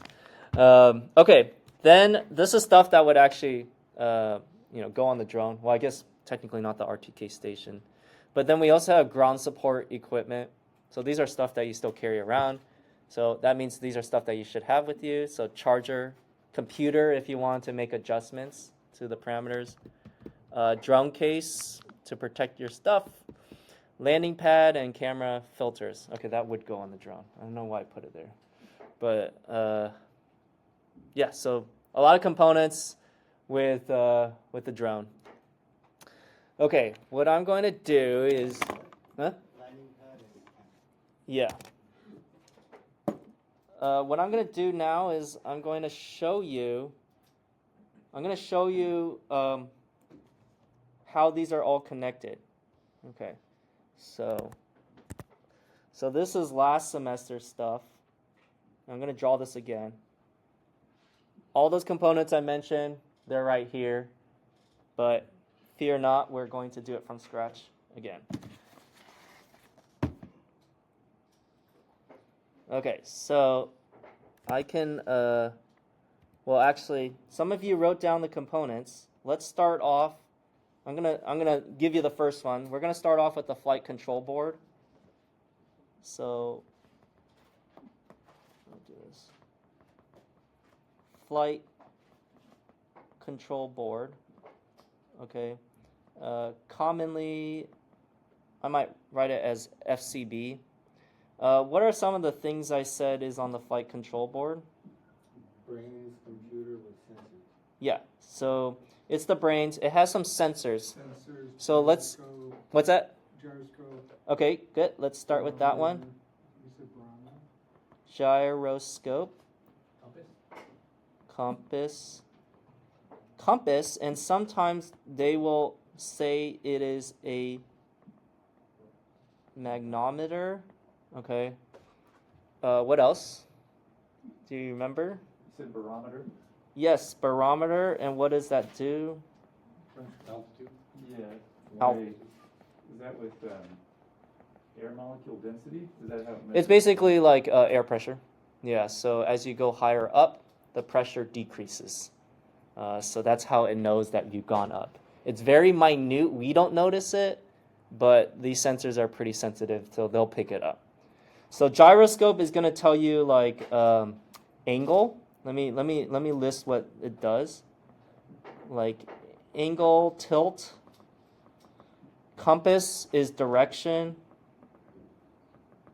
And then, and then barometer is going to be altitude. Let me just put this here like that. Okay. Barometer is altitude. Okay. Anything else? Accelerometer. Accelerometer. Oh man.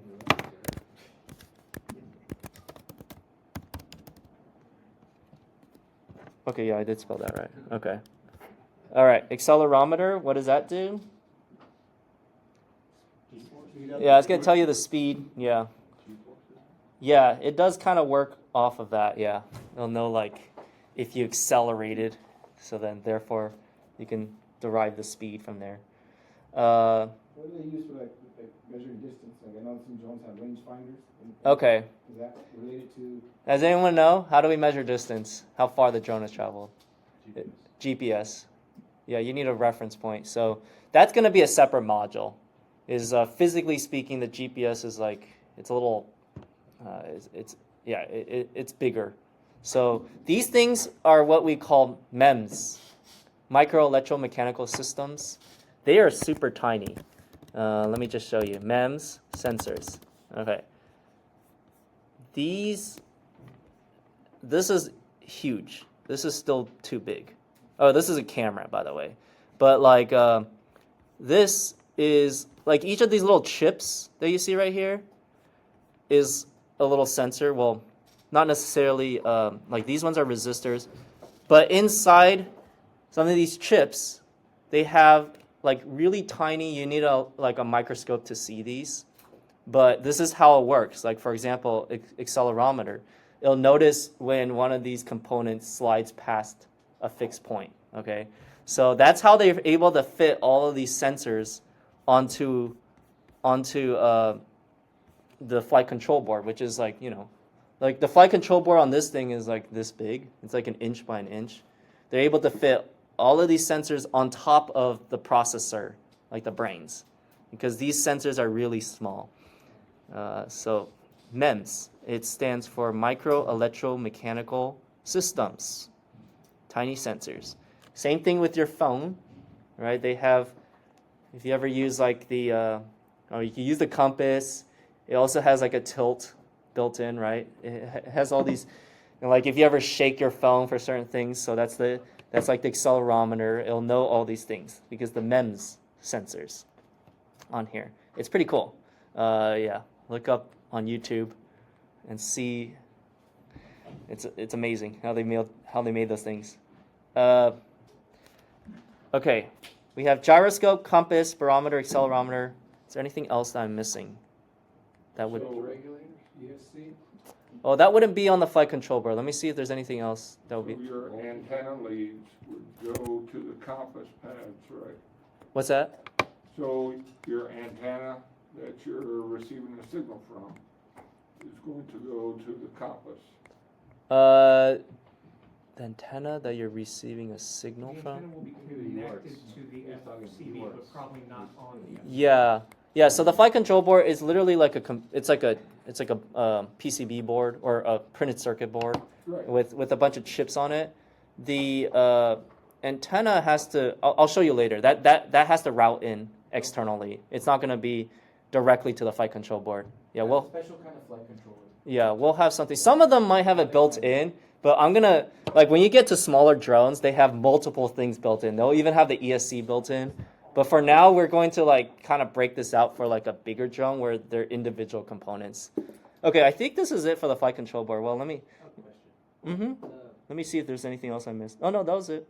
Yeah, that was it. Okay.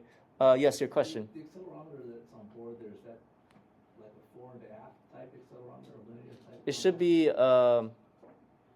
It should be. Yeah, it should be. So I'm just thinking fore and aft doesn't. No, it should be sideways too, and up and down. Actually, it should be 3-axis. It should be 3-axis. Yeah. Okay. Yeah, Okay. and that's still gonna like fit in a tiny chip, like that. It's crazy. Okay, so flight control board is the middle. That's our brains. Now we can like branch off certain components from it. So what is one of the components that we talked about earlier? Okay, electronic speed controller. I'm gonna put it. And let me put it right here. Electronic speed controller. And I'm going to use the abbreviation ESC here. And what does that do? Controls the signal input to the motors.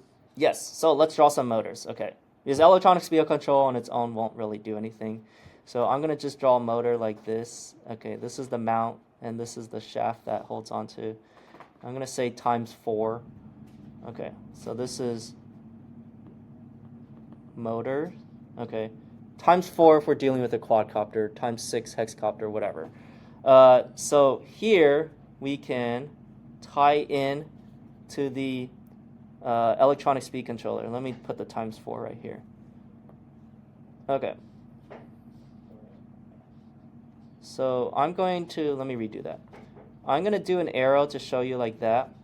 Is it's sending, so the electronic speed controller is sending the electricity to the motor. Okay, so that's what that is. But we need to give it electricity. Where's the electricity coming from? I was gonna say, might as well add the battery. Yeah, we got to add the battery in. Okay, we need to introduce our power source. Okay, so let's add the battery in. And commonly in the FPV world, You're gonna have to connect it to that. yeah, commonly in the FPV world, you're using a specific type of battery. It's a specific type of chemistry, lithium batteries, okay, or lithium polymer batteries. So you're gonna hear LiPo. They just say LiPo to shorten it, abbreviate it. So sometimes you hear LiPo. That's just the type of chemistry. We have lead acid batteries. You have nickel cadmium batteries, but you're not gonna find those on a drone as often because it's just heavy.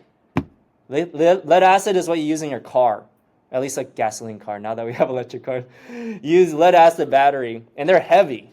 So you like it's this is what we call energy density advantageous. It's a lighter energy density. So, or sorry, it's heavier energy density. Meaning like for the same weight, you get more power out of it. But why not use these in cars? Or they do, actually. They use that on Teslas and electric cars. But it's more expensive than a lead acid. Lead acid is like cheaper. They use lithium ion now? Okay. There's actually new battery technology coming out where they're talking about sodium. This is if you know a little chemistry, we have our alkali earth metals. So this has one valence electron it wants to give away. So that's why they use these in batteries. But sodium is actually right underneath lithium. So they're also looking to that because sodium is more available. Like, sodium chloride is salt. So it's more available out there. Lithium, they have to mine.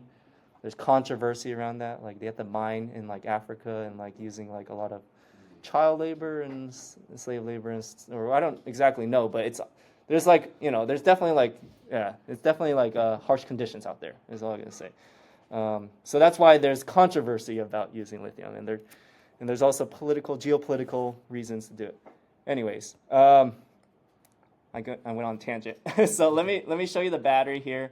So the battery is going to go, it's going to send its electricity to the electronic speed controller. Okay. Question. What size of cells are we generally dealing with? Oh, okay. I was going to go into that later. I have like a whole lecture on batteries. Okay. That's why we need to touch a little bit on math.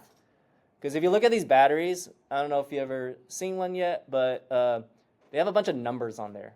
Yeah, but on the drone we're using here, it's a 4-cell battery. Okay. Yeah.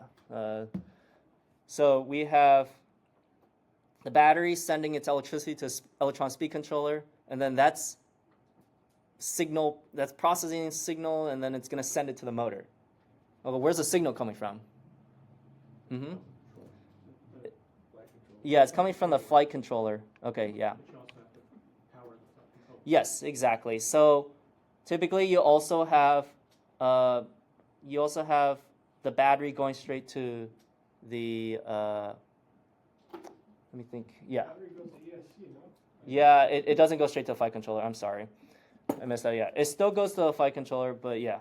Yeah, let me just draw it like that. As I say, ESC goes. The colors don't really mean too much right now. Look at the arrows, I guess is what I'm trying to say. Yeah, so the ESC can also, let me think about this. Yeah, the ESC also is going to usually step down. Yeah, it can step down the voltage so that you don't fry your board, and it could use a much more lower voltage. Yeah, because the batteries right here, like this one, is a 4-cell battery. Nominal is 14.8 volts. Okay, these flight control boards, you can power them on with just USB, which is 5 volts. So that's why we plug into the ESC, and then that can step it down. They have what's called a BEC, a battery elimination circuit. Okay, so you don't have to necessarily know that, but it's just it's another circuit that allows you to step it down. So we'll step back and look at this. We have our battery. That's sending power to the electronic speed controller. That is powering your flight control board, and it's also powering your motor. But for the electronic speed controller to power your motor, it needs to get a signal. That's what I should write. I should actually use red. I should use red for like actual like power, and then I could use blue to kind of show you like a signal wire. So this is not like high power.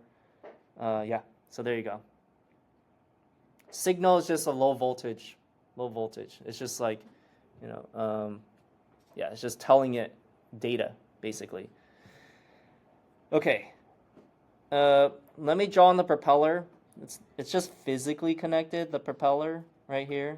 So that's just going to go on the motor. There's no electrical connection, so I'm not going to draw any colored wires. All right, what other components do we have? That was essential. Receiver. Oh, good, receiver. Okay, so receiver, where does that tie into here? Like, where should I draw it? And what is it tied into? The flight controller. Yes, exactly. And let me just draw this in. Receiver. And I'm also going to write RX. This is your controller receiver, just to clarify. What direction do we... Receiver to flight controller. Yeah, exactly. That's what I was trying to ask the question. Like, where's the direction of the signal? It goes from the receiver to the flight controller. It's receiving signal from what? We might as well draw that in. The controller. Radio. Yeah, we could say the controller. Or TX. I usually don't use. Yeah, I guess you could. Yeah, it is a transmitter as well. Yeah, I'm gonna draw it like this, like a. Yeah. I'm just saying it that way because Right. I don't know if it's radio or Bluetooth or whatever we're using. It's definitely radio. It uses, and I have another lecture on that later. It uses 2.4 gigahertz. That's typically the open bandwidth. Yeah, but it's important to know that it is, because otherwise, so it's like sending out signal, and then that's going like here, okay, but it's like doing it wirelessly, okay. So let's say transmitter or radio, whatever you want to call it. Okay, so that's sending the signal out. The receiver is like your ear. It's listening for it. Technically, it's not just a blue arrow from the receiver out. There is also something that has the power.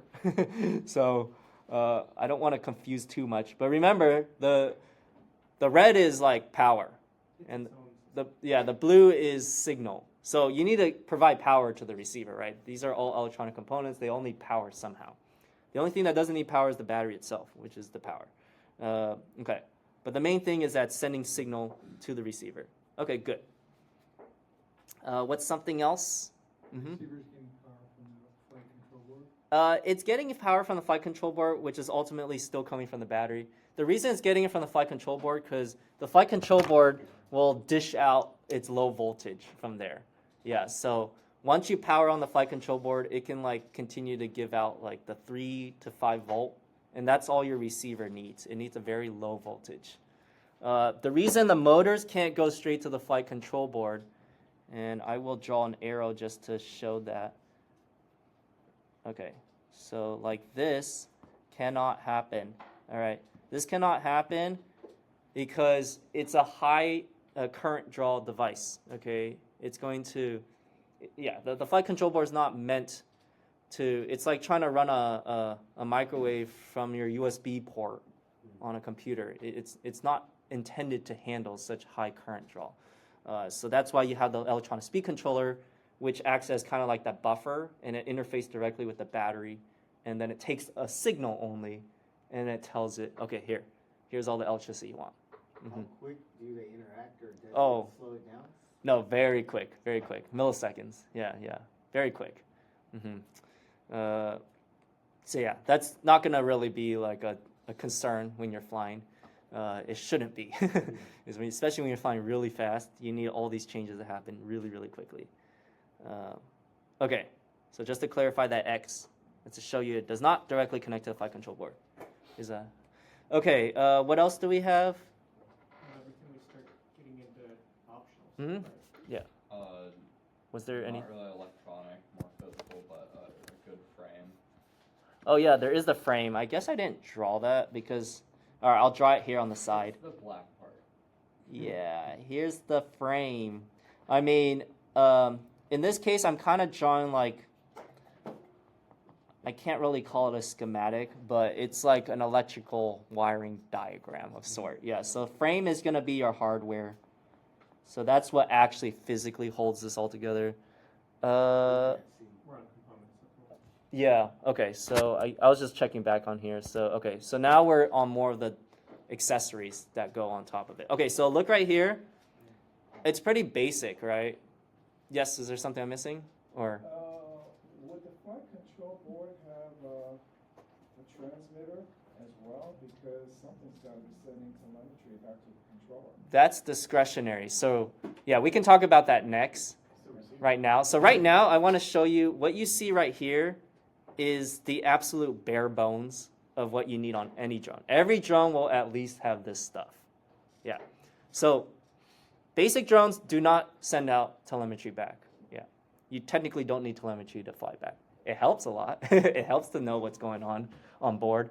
So with that out of the way, now we can start adding the, I guess, the optional components that definitely is not so optional to make it actually useful.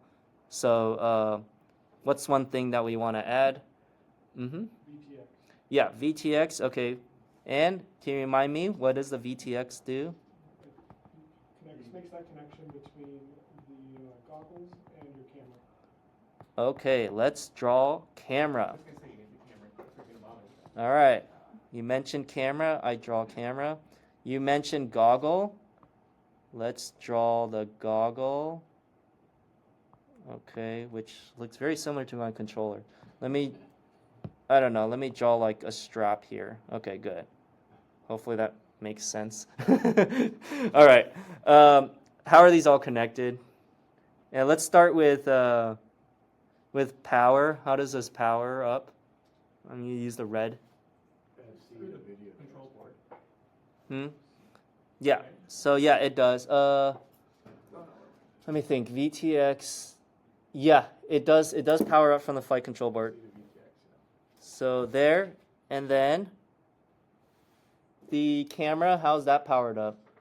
That can be done one of two ways. Yeah. Either to the VTX or to the flight control. Yeah. So typically, how I see it is like VTX, but yeah, that is true.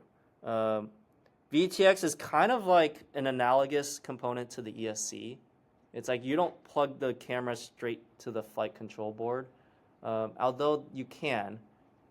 That's where I'm having trouble with my Yeah, background. but typically you put it into the VTX. Yeah, actually, I take that back. Like the signal, it's kind of weird. Like sometimes you can have the signal go straight here, and then the flight control board adds an OSD on it, and then it pumps it back out here. So here, let me show you that. Let me go there. So, or like in the case of like a DJI 0403 system, the signal goes straight to the video transmitter, and then it gets the telemetry from the flight control board, and then it combines it there and sends it out there. Yeah, so I kind of don't want to draw two arrows coming out of the camera, otherwise it's a little confusing. Do they have VTXs with embedded antennas? Yes, they do. They do. I mean, And the FPV drones that we fly together. basically, yeah. Like, I mean, they're kind of embedded.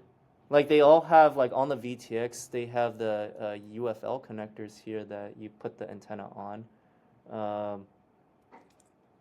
there's two antennas, no? There's one for the VTX and then one for the radio. Oh, actually, no. These are diversity antennas, so they're both actually for VTX. The transmitter or the receiver is tucked away in here. If I can pull it out, it's here. Actually, I have it right here. It's really tiny. Here.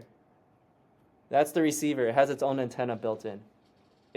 You can come up later and look at it, but it's like a little cube there. That's actually the antenna. So yeah, this is actually not the receiver and the VTX. This is just the VTX. Yeah. This is all it takes, the receiver. Look how tiny it is. Okay. So I'm just going to draw this version where, just to clarify, the camera sends its video signal out to the flight control board. I don't know. Maybe I'll draw this version. Okay.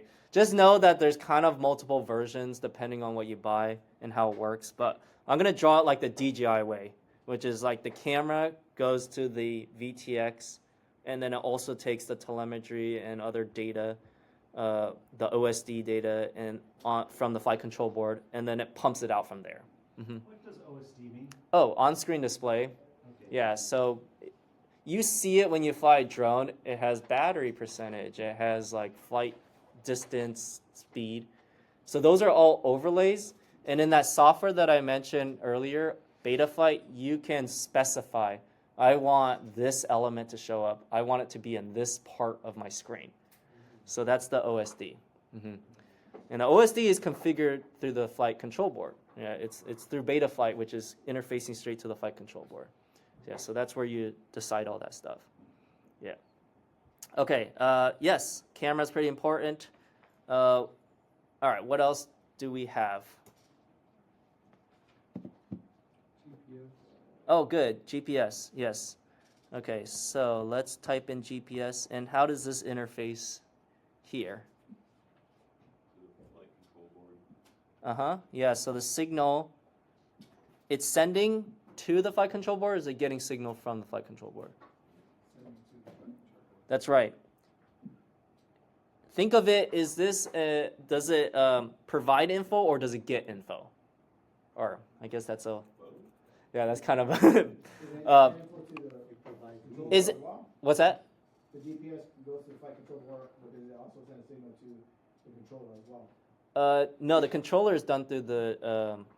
But how does it? Oh yeah, we would need a different device for that. I was literally gonna say, Some GPSs have return home, isn't that? From the controller or. Well, okay, that's different. The GPS is only telling you where you are. It's a sensor. That's the word I was looking for. It's a sensor. It's sensing stuff, and it's giving you the info. But it's not going to Control. tell you. It's not going to. You can't tell the GPS to do something. It can tell you what it sees and what it does, but you can't tell the GPS to do something because it's just a sensor. Just like what is it? A microphone. A microphone. Okay, this is not a bad example. This is not a good example because microphone you can also. Yeah. I was gonna say a watch is a really good example. Because time. Yeah. Tells you the time. Yeah. You tell you the time, but you It can't make you walk to your appointment. you can't tell it like I want you to do this. It's only reporting info. Yeah. How come that the feature says, I want you to, so you have your Yes. home, it's in a different location, now I want you to return home. Let me. I want you to return control. Yeah, look at okay, so good question. The GPS is telling you data. This is where the drone is. The flight control board has the algorithm on board that says like, hey, I received the signal that says I need to return to home. I've already stored in my database where home GPS coordinates are.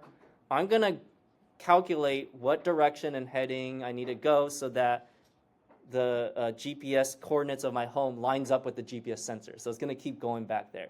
So the GPS is not doing the calculation. It's the flight control board. Yeah. GPS is your eyes. The flight control board is the brain. The eyes don't make your feet. Right. Your brain Exactly. makes your feet. Exactly. Does that make sense, or I can explain more? Eyes and brain, that makes sense, right? Yeah. So GPS is like, yeah, what does our ears do? It's a sensor. We can't do things out of our ear, but we can take in environment info. Same with our eyes. We can only take things in. So GPS is a sensor. Mouth would be like an out. Well, I guess you can also eat things, but anyways, let's yeah. So anyways, GPS is like your eyes. It gets you info. Your brain makes a decision, and then it decides to do something with it. So the GPS is not going to make a decision. It's just going to tell you data about your environment. The flight control board is going to make the decision, and then it's going to tell the drone by coordinating the motors and the orientation, whatever, to go back to that home position. Yeah. So just to clarify that point. Receiver is also a sensor. You see that? Although they do have these things called transceivers, and then if you want telemetry back, you can send things back.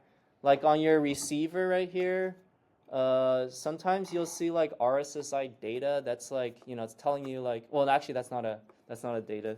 But like sometimes you can get data back about your drone flight. And I'm just gonna draw it as a separate component, just for clarity. Although sometimes they can be the same device. So that's called that's just a transmitter. We'll just say it's like a normal transmitter. And you see the blue is now going out. We still have to power it though. So that's why the red is still going there. So that can send data back to your like ground station. It could tell like status updates.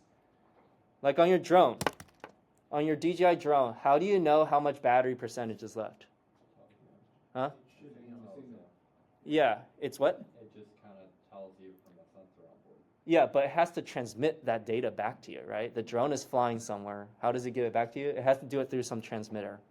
So you are telling it, I want to go up. And that goes to the receiver portion. But then it's telling you 89%, 88%, 87%. And that's going through the transmitter. Mm-hmm. The signal I understand, but not the power. How is the power going back? It has to power the device. I guess you're giving power to the transmitter. The handheld? No, this is a transmitter. It's like it's gonna be on your drone. Okay. And I it's like, understand now. yeah, you see all the red arrows basically propagates out of the flight control board, except for the one input signal that powers the flight control board. You see, everything stems from the battery. Look at the red arrows. It starts from the battery, ESC, and then most of it goes to the flight control board, and it like all powers the rest of the components. Signals can come in and out of the flight control board, depending on what's going on. So sometimes you're going to see both of these. Here, let me write it like this. If it's combined unit, transceiver. Okay, they'll write that because it's a receiver and a transmitter in one unit. So sometimes you'll see that.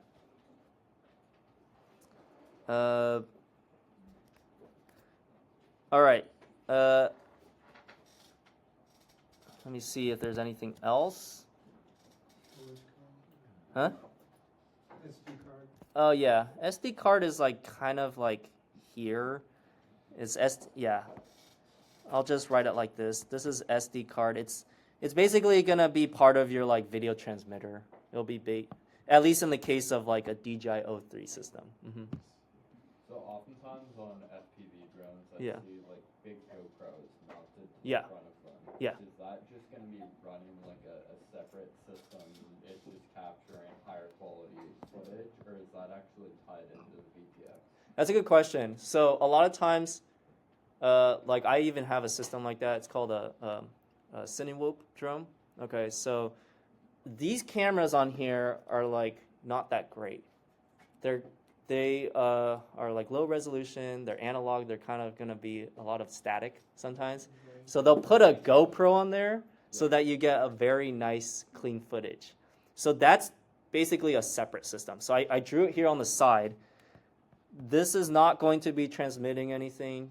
It's not going to interface with the rest of the system. It's just physically on. Yeah, it's a payload. It's basically on your drone, but usually not interfacing. Occasionally, like I bought something called the GoPro Naked, and the one thing it does do is it leaches some power from here. Okay. And then the reason it does that is so you don't need a battery. It saves even more weight. Depends on the camera. 'cause Depends on the camera. I have a the thumb camera. Yeah. And that has to connect directly to Right. the drone to power it. Okay. Yeah, because it would be a waste to have another battery in here Yeah. when you already have a big battery, Right. and the amount of power it uses is minimal compared to like the actual drone. So a lot of times they will just, to save weight and size, they'll leech off of the flight control board. Got it. Mhm. And I'm sure that you have to take in all sorts of CG and all whatnot. to CG? get What do you mean by center that? of gravity.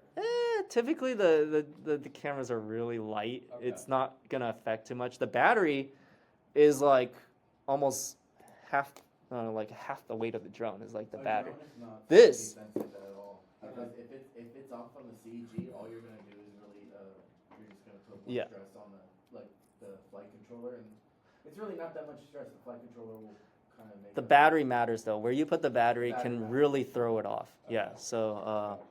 yeah, but what little accessories like this, like you can even see right here, it has like a GoPro mount. Mhm. Like it's relatively light, and it's not. It can compensate for it. It's not a big enough deal.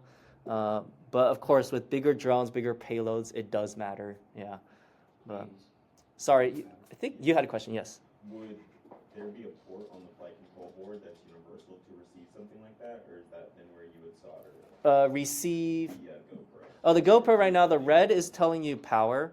So they have a bunch of like 3-volt, 5-volt power pads on the flight control board, and you could just solder right onto one of those pads. Pretty much don't blow it up. Yeah. Just knowing what your voltage Yeah. requirements. Right. If it's too Go high, to the right one. you might have to do like a BEC. That's what I was mentioning earlier, battery eliminating circuit, and you might have to tie that straight to the battery. That's another device though. Okay. Other questions? Yes. Just real quick, are we talking about a regular size GoPro or are these smaller mini GoPros? You could put a regular size GoPro. Here, let me show you. They have like naked bones. I think that's what they call. That thing, I don't think it keep a regular size GoPro in that It could. It's thing. kind of heavy. This is what I have. This is actually specifically meant for this type of application.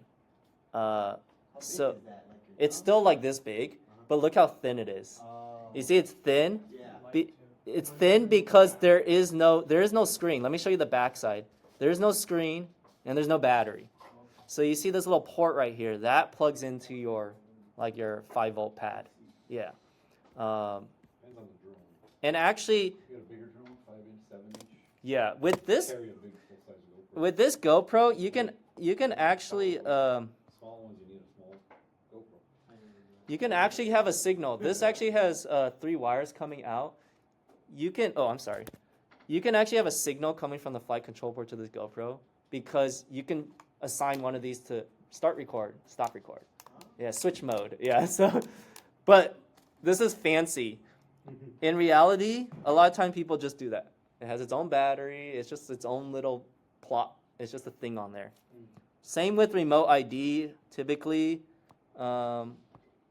it's just its own little thing with its own little battery. Just plop it on.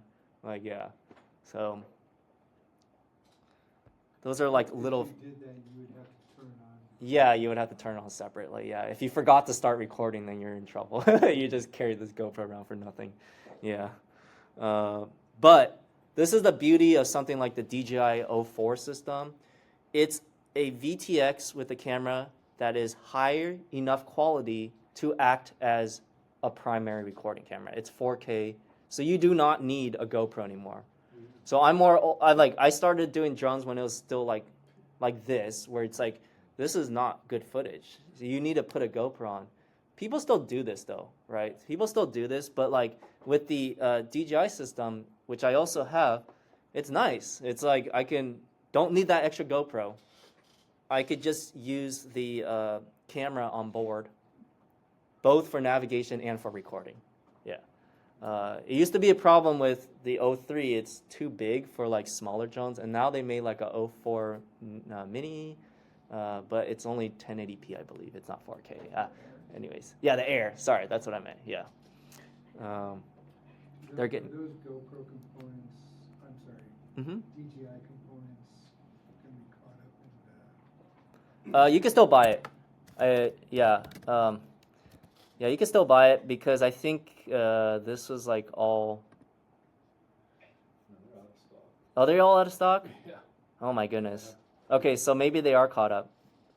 Look, Adorama has it. Adorama says. Oh, temporary on back order. Yeah. It's a lie. Okay.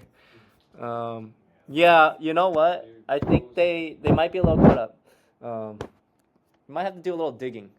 Or if you know anyone that is coming cross border. Yeah, I know a lot of people are starting to buy things in Canada. When I go to Mexico, they're a lot closer. Any American like counterpart, kind of like Skydio or? Not that I'm aware of. Anyone know of any? At least not at this price point either. Yeah, that's the other thing. Like Skydio stepped out of the consumer market. Yeah, it's a little. And Autel just stepped out of the computer market this week. It's a sticky situation. It's like, okay, we're pushing against DJI, but what else do we got? Yeah, like Skydio is like, they focus on enterprise because that's the cash cow, right? They can make so much money selling like $20,000 like whatever drones, rather than like these drones to people. Yeah. So I don't know, to be honest. It's kind of like I'm kind of curious where this is going to. Yeah. Don't crash. Exactly. Yeah. Mm-hmm. Are they able to get away with that O4 unit without doing some sort of mechanical stabilization for images, and it's all digitally stabilized? Without any kind of... Oh, you want digital stabilization? Yeah, I'm just wondering if they're able to get away with it, because a lot of times, they'll have a gimbal set up to where it'll absorb a lot of the Okay. vibration. I'm just wondering, do you know if they're able to Well, do with that? that you would just, for the air unit, something like that, most guys, they just use, there's a couple of programs, but the main one's just GyroFlow. It's an actual program, but it's something you do in video editing. You extract the footage and do it that way. Okay. Okay, these are all great questions. I'm going to expand upon a little bit of this right here. I'm just going to make another one. Just a general outputs, or in this case, we're going to call it TX. And then a general inputs. Okay.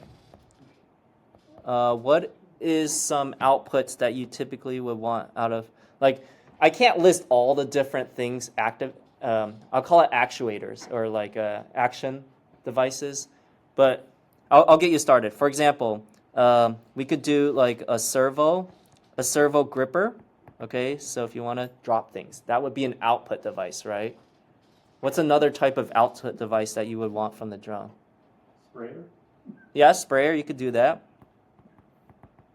LED lights. Say lighting. That looks pretty cool, right? Microphone. Microphone's not an output. No, speaker. A speaker would be, yeah. What about parachute? Parachute would be an output. Yeah. What about lasers? That was my first one. Yeah. Okay, so you can see there's a lot of stuff you could put on drones. Okay. What's a type of input you can we can get? So you mentioned microphone. Okay. I was looking into that. That's kind of interesting because drones are kind of noisy when they fly. But I saw some like drone out there that they developed, which is like a very directional microphone, like a shotgun mic, and they're able to and with some like processing I was gonna cut say, out. You're gonna have processing. Yeah, they definitely have a lot of processing, but they're able to pick up someone like speaking, but it was definitely heavily like you could hear the processing. It was like, yeah, it wasn't like the crispest thing, but still impressive considering like your microphone is near this zzz, like buzzing thing. but yeah, microphone is I'm kind of curious to see if there's going to be more developments on that. What's another type of input you might get? Like heat sensors? Yeah, that would be, we can just say, what's a thermal cam, okay? Any multi-spectrum. LiDAR, yeah, exactly. Multi-spectral. And then I mentioned optical avoidance, which works by just cameras. It's the same thing like on a Tesla car. They just have cameras, and they can recognize when there's objects nearby. Mm-hmm. Have they fully switched over to like a fully camera, like Tesla vision system, or is it still putting out a little bit of a signal, matching that up to the camera, and then giving you a final?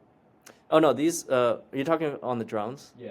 Drones are just purely vision. It's just using Okay. computer vision, and specifically they're doing like edge detection or like stereo imaging. So like on like a Mavic Pro, you usually see like two cameras next to each other, or at least the older ones. Now they have more kind of like a wide angle lens. Right. But yeah, they take two perspectives, and then they'll notice, like just like if you put your hand here and you put your hand farther and you close and open your eye, you'll notice this jumps around a lot more when it's closer to you versus when it's farther. So that's our stereo vision. That's how we know depth perception. But it doesn't send out anything, it just receives. You might be talking about like ultrasound sensors, like that actually pings something out like a bat, and then it gets the signal back in. More of like a LiDAR kind of weighing that. Yeah, exactly. LiDAR is kind of like the same thing. It like sends out laser, and then like it could see how it bounces back, like the time it takes to bounce back. Yeah. So that would be like a sonar or ultrasound. Ground penetrating radar. Yeah, exactly. So many. Yeah. So you can see there's a bunch of other stuff. I can't draw them all on, but I just gonna create a list. The point is to recognize what's an input, what's an output. Okay. Drones have parachute systems? They do. Yeah, they can. I mean, That's part if of you the- want to be like compliant, like if your drone is big over like the 250 grams and you want to fly over people and stuff, you're technically like you're supposed to have something like that. People make fun of you if you have a parachute system? What? Do people make fun of you if you have a I don't have a parachute system, but I'm so small from the drone, you won't be able to see it. Yeah. Another payload about does it. anyone have a parachute system on their drone? Have anyone purchased one? I thought that was like we're talking the 250 gram. I thought that was on like the 20 pound. That's what I'm saying. Like, Well, it can be on the small, if you want to operate above people. yeah. There's waivers, but you don't need to have waivers if you have the parachute Yeah. systems there's a whole mathematical formula for what your parachute has to be able to slow it down to. Right. Yeah. Kinetic energy has to- I say the 250 you don't need it. That's what I'm saying. Like under 250 you don't need it. But over 250, like if you want to, there's circumstances where it makes sense to do the How do they parachute. know when to deploy? Or is it when the power goes out, or is it when I have a theory. It's just acceleration is at 2.98 meters per second squared. If it notices that it's at that acceleration because you have an accelerometer, for example, then it can deploy the parachute system. Yeah, I would think that's how it works. Yeah, because you don't want to rely on someone to be like, oh, it's falling. Let me deploy it now. Yeah, yeah. You want it to be like an airbag to happen on impact or on occasion. That would stop you from doing tricks, right? Like doing upside down. Yeah, no. If you have a parachute, you would not be concerned with. Yeah, you would not be doing tricks with it. Yeah.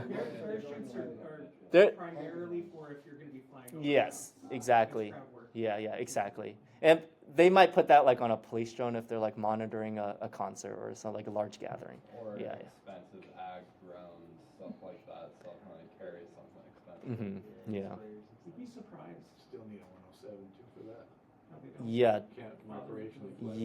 Yeah. Yes. Question.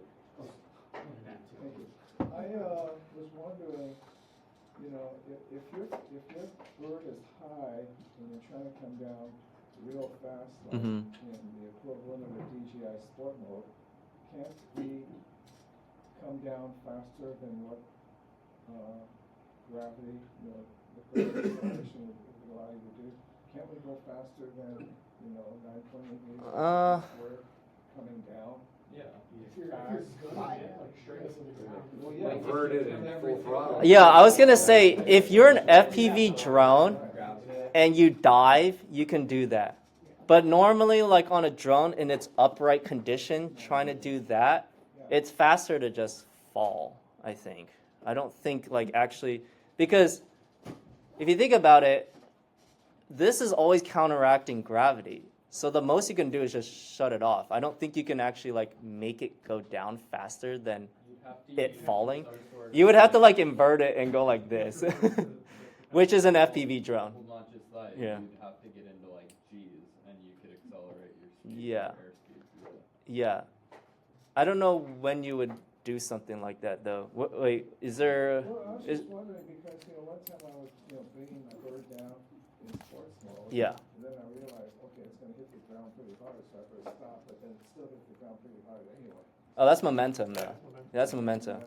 Yeah, it's just like in a car, you can't just stop on a highway. You have to like it takes distance to stop. Yeah, so even with the active braking, right? If you're flying and you want to reverse, it still has to travel a little and then it can go back. Yeah, that's just a property of physics. Yeah, like there's not much you can do about that. Friction when you're in a car, there's not a lot of friction in the air. You're really depending on counteracting the fall. through. Yeah. What if you had like a little PSI system that just like, so you stop, Yeah, you could do that.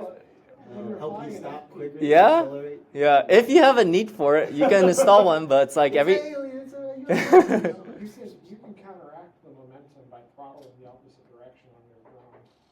And it Yeah. kind of like gives that hair Right. turn kind of thing. Right. All right, let's take a break here. We'll take a longer break. Yeah, dude. I don't know if you guys want to catch that cafeteria if it's even still open. Yeah, I'm try. 6. Okay, go.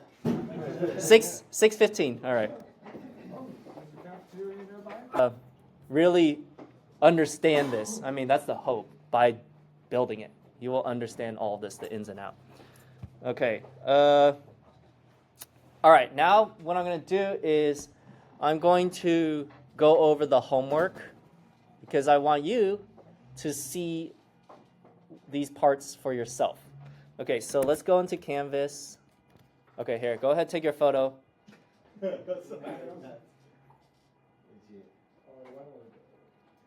gonna post that as a slide. Yeah. This will be posted on my YouTube channel. Does this, the diagram part, does that stay on the canvas? It's gonna be in the YouTube video, but I can take a screenshot and I could put it in there. Yeah. So that way, you don't have to like squint at the YouTube video. You can like download the image and look at it. Yeah, of course. Okay, so this is the homework. Still haven't made changes to the lecture or the syllabus quiz, so I'm gonna have to do that after class. Okay, modules. By the way, I intend to put everything here in the lecture slides and notes instead of individual modules. It's just a lot easier for me to put it in one place. So just refer there instead of the modules, even though I put it here. Okay, yeah, I'm gonna just put it all in there. Okay, homework, the drone specs list. Okay, we're going to just identify the drone specs of an actual drone. Okay, this is more specifically like an FPV drone because they list out the individual components. When you look at a DJI drone, they don't give you like the components because they're not sold separately. They're like all integrated. So that's why I'm gonna show you an example of how to do this. Make sure you follow my file name convention, and we're gonna start here. I'm gonna download this Excel file. Download. Okay, there it is. Okay, and we are going to list. Oh, okay, you know what? I think I have a separate assignment. Okay, I have a separate assignment that's for the drone. Components later. I think right now I just have this one. Oh, here it is, drone build list. Okay, this is later on. Okay, yeah, this is later on. Okay, so this one's actually a little easier. This one, you can do any drone. It could be a DJI drone. Okay, this one is higher level. We're just looking at manufacturer, model, year release, size, camera specs, photo specs, video, battery, controller, all this stuff. Okay, so this is actually simpler. So I'm going to open up this Excel file. Although I know some of you are asking like which drone to buy, so I will also go over that later. But right now for the homework assignment, let me just explain how this works. Okay, what's a drone that we want to look up? Anyone have a unique drone? Unique. All right, I don't know if that's... what's that? Mavic 4 Pro. Okay, good. Which unfortunately is difficult to get here. I should have bought one when I was abroad, but okay, all right. Yeah, I could have.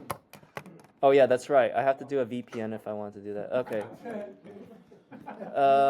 Mavic 4 Pro. Just a sec. Let me see. Otherwise, we'll have to. What's it? DJI.cn. Let me see if I can go to. Okay, I can't do that. DJI.de. Let me see if I can go to Europe's page or Germany's page. Oh no. DJI. Let me see if I can go to. There it is. DJIstore.de. Okay. All right. Yeah. Is that just because you're at the school, or? No, it's because there's political reasons we cannot get the DJI Mavic 4 Pro. Basically, DJI is kind of pulling out of the U.S. market. I don't know. I mean, I can only speculate. It's in response to the the tariffs and things that are imposed upon it. The fact that they're going to be partially banned in the sense Yeah. that they've been trying to get a meeting to not get banned, but the administration has not met with them. Yeah. Their data collection when they fly it. That's the that's what they say. Yeah. Okay. Unfortunately, we're not going to get the same level of details. No, it's not even the translate. It just doesn't even show you the same level of details. So we're just going to use a different drone. I'm just going to use the DJI 3 Pro because that's still something we can look up here. Okay. So. If you were to go to Canada and get a Mavic 4 Pro, Yeah. and bring it to the United States somehow, would the map still be there? Would we be able to fly it here? Yeah. I've seen people, they fly this drone still here. Really? Does Luna support warranty? And if you were to get caught bringing it over the border without declaring it, you could be arrested. They just got somebody. Can you just declare it, or you can't even? Well, if you declare it, I think then they charge you. Get charged with terror. How You get charged with terror? How does traveling with your drone work then? Like I fly. I mean, I'll just say this. I just came back. I just came back from Europe like 2 weeks ago. I had my drone. Of course, I did buy it here at the time. They did not bat an eye. They didn't stop me or anything. I heard of people getting arrested, but I'm like, I don't know. Like, how do they know? That's the thing. It's random. It's a random. Okay, maybe I just got lucky, but I'm just like, I do have proof I bought it here at the time too, so I'm not concerned either. If you're gonna travel with a drone, have proof that you bought it. Oh, okay. Where you bought it. Okay. That's kind of been the advice. Okay. Yeah, I think kind of margarine, whatever they kind of want. I don't know. Yeah, that's. So when you cross the Canadian border, one of the things that they ask in either direction is, did you buy anything on the other side that you're bringing through? So, you know, don't lie. Like, but it's gonna cost you, but don't lie. Okay. So it's not like it's super illegal here, you can still buy it straight into the United States illegally? I don't know the. You can find it here still. Find it here because, like, But unfortunately, it's not like you can buy it straight from DJI. You can see right here, like you couldn't even access the page. But if there's a will, there's a way. Just like anything, right? Yeah. B&H who offered to meet me in the parking lot after his job, and he would sell it to me cash for like 55 minutes. Doesn't sound sketchy at all. Yeah.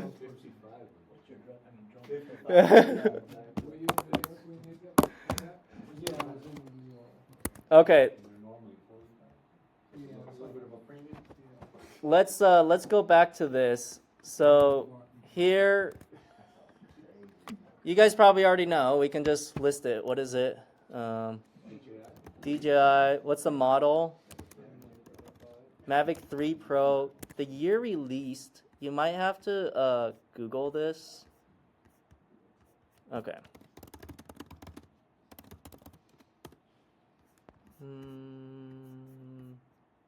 2023.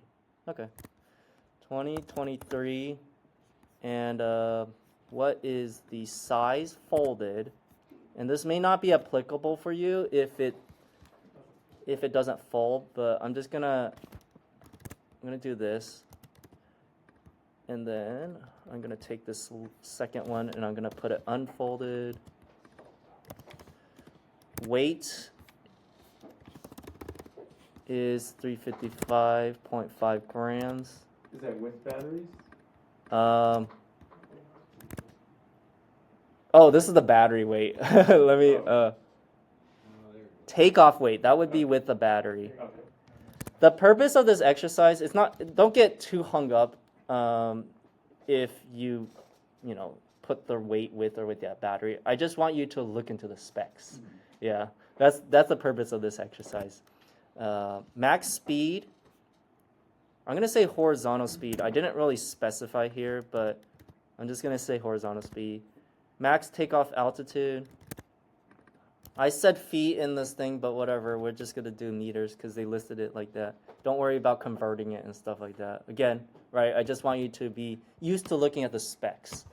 Max flight time. 43. Excuse me, what is the max takeoff altitude? Once you go above that altitude, it won't go. Yeah. It can't provide enough lift. It's because the air gets too thin. But 6,000 meters, that's like 4 miles high. 6 kilometers to mile. Oh, that's like 3.7 miles high. That's like, I don't even know what Mount Everest is. What is Oh, but what is that in meters? Oh, that's 8,000. Okay, all right.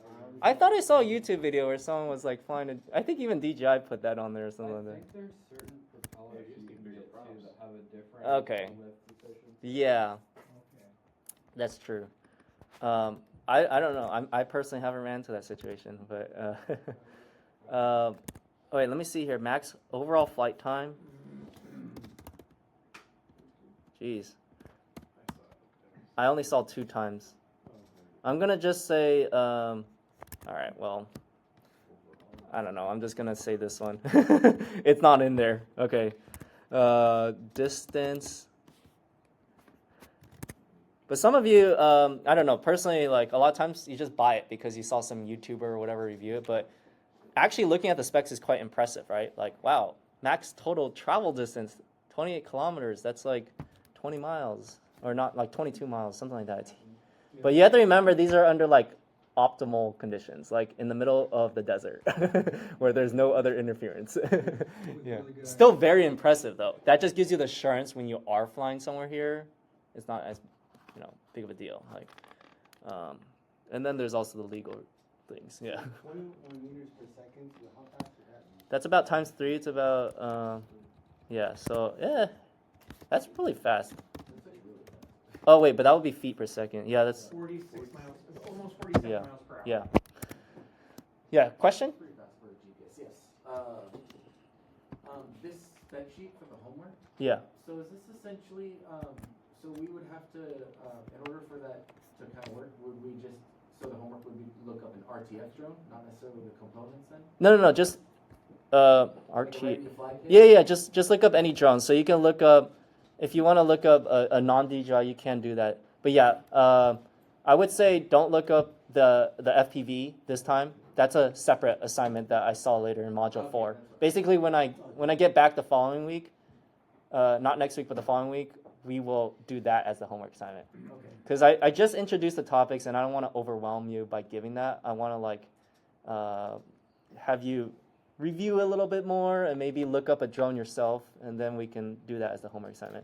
So yeah, for this time around, don't bother with an FPV drone. Just do a ready-to-fly drone, something off the shelf that you buy and it's completed. I'm gonna recommend you stay away from any like Amazon drones because those are not gonna get into the same level of details as this. So there's a lot of drones out there that, yeah, I don't know what other, like there's Autel, right? And then there's Parrot, yeah. There's other drones like that. I would go to the OEM manufacturer website and grab the data from there. Yeah. Safe bet is just go on the DJI website, grab one of those drones. If you scroll up a little bit where it says horizontal speed, Yes. okay, no wind, is that in any direction though? It doesn't have four apps. Yeah, it wouldn't really matter. Yeah. Forward, aft, yeah. Yeah, it's all equal. Yeah. They separate out ascent and descent because that's different. Okay. Yeah. But any, so left and right, it's still Yeah. maintaining the Yeah, same balance. yeah. That's pretty Yeah. Even with DJI's like offset rotors, that doesn't change anything. Offset rotors. Like how Which- they're slightly different levels. You know what I mean? Oh, maybe, I don't know. Gotcha. Yeah, they didn't break it out in terms of forward, backwards, or left and right. So I would think it's more or less the same. I don't know, but for this assignment, I just kind of kept it simple and just keep it at max speed. So you'll notice the horizontal speed is a lot faster than the ascent and descent speed. So yeah. Okay, what's included in the box? I think I had that, which is actually quite useful because, you know, when you buy these kits later that I'll show you for FPV, they're a lot of times they're going to leave out things. Specifically, they're going to leave out like the battery. So it's not like buying one of these DJI drones out the box, you get everything you need. What's included in the box? I don't see it here on the spec sheet, but what we can do is you can just go buy now and you can see what's in the box. Oh geez, these are all out of stock too, even if you wanted to. Oh, here's what's in the box. Let me just grab all this stuff. I'm gonna have, oh my goodness. Okay, yeah, make sure you clean it up, like, oh, goodness. All right, we're gonna, okay, drone, controller, propellers, charger, battery.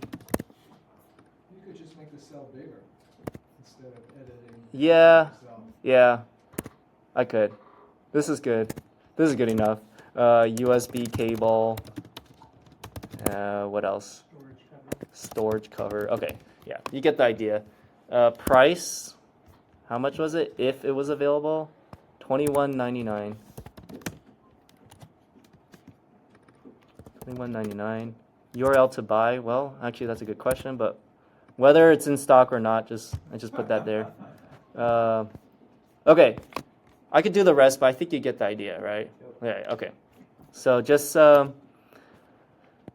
yeah, just go ahead and fill that out. And then we're going to file, save as. And then I see PDF and save. I'm kind of fairly new with, like, this is the first laptop I've ever owned. Uh-huh. Kind of crazy to say. Some of the things, like, you were doing, like how you got to the Excel file and Yeah. stuff, is that off your Canvas? It just goes there, or do you have to, like, download it? Well, do you have Excel on your computer? I have a MacBook Air with the M1 You have, chip. you have access, through the school, you have access to Microsoft 365. Okay. It can be all done through the web. And You don't necessarily have how to. do I get to that? I'll give you some. Yeah, actually, yeah. Does anyone else need Excel? You can also use Google Sheets. That's free. I was gonna say, will it work through the Google Docs? Yeah, but what you have to do is you have to like open it in Google Sheets because this I saved it as an Excel sheet.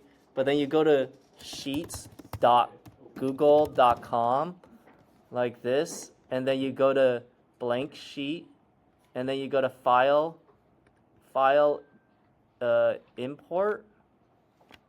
Well, maybe I'll do file open. If I just do file open, I have to upload it. So here, let me upload this file that I downloaded, and then it will read it for you. Yeah, there you go. So this is free. Google Docs is free, and then you can go to file, same thing, file, save. Where is it? Oh, file, or just file download PDF. There it is. There's a PDF. And then this is the PDF you need to upload. Don't upload the Excel sheet. Upload the PDF, please. Yeah. I think I specified that it needs to be a PDF. It's not, yeah, see right here, file types PDF. It's not going to let you upload an Excel sheet. The reason I do a PDF is because it's easier for me to grade on Canvas. I can just, it loads PDF when I grade, and then I can click through and I see it all. So, all right. But it's also good to know how to export as a PDF. It's not a bad thing to do. Same with like Microsoft Word. Later, if you want to export as a PDF, it's good to know. Same process. I have a demo video that I explained how to do this last year. So I'm also recording this, so you can watch either one. All right. Any questions on that? So don't forget, there is 3 things. There's the syllabus quiz that I still have to fix. There's the discussions, and then there's this drone specs list. Okay. Since some of you have asked, I figure I will show you some perhaps example kits that you can buy if you wanted to build your own. Because the ones that we have here you cannot keep. So first, let me pull up this one if you decide you want to have exactly the same one. I did mention there is kind of a con with, or there's a couple cons with this. It's plug and play, meaning you don't get the experience of soldering. So that maybe that's a pro if you don't want to deal with soldering, but if you're going to do FPV or any repair, you can't shy away from soldering. That's just the fact and reality. So the other thing is that, what else about it?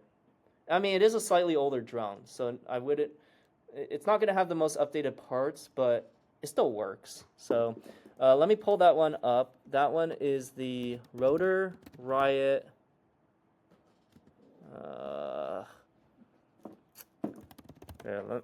I forgot which one it is, but let me just go on here and we can find it. So Rotor Riot, I'm going to show you multiple vendors, so you can choose who you want to buy from. These are all domestic vendors, so you should get it within the week.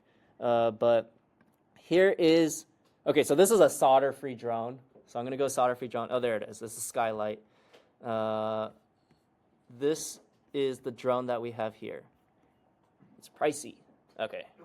Yeah, and I have to also, you have to recognize this does not include the controller or the goggle or the batteries, or the charger, or all your tools like the soldering irons and the repair kit. Okay, so if you're getting into FPV, expect to spend at least like $1,200 just to start.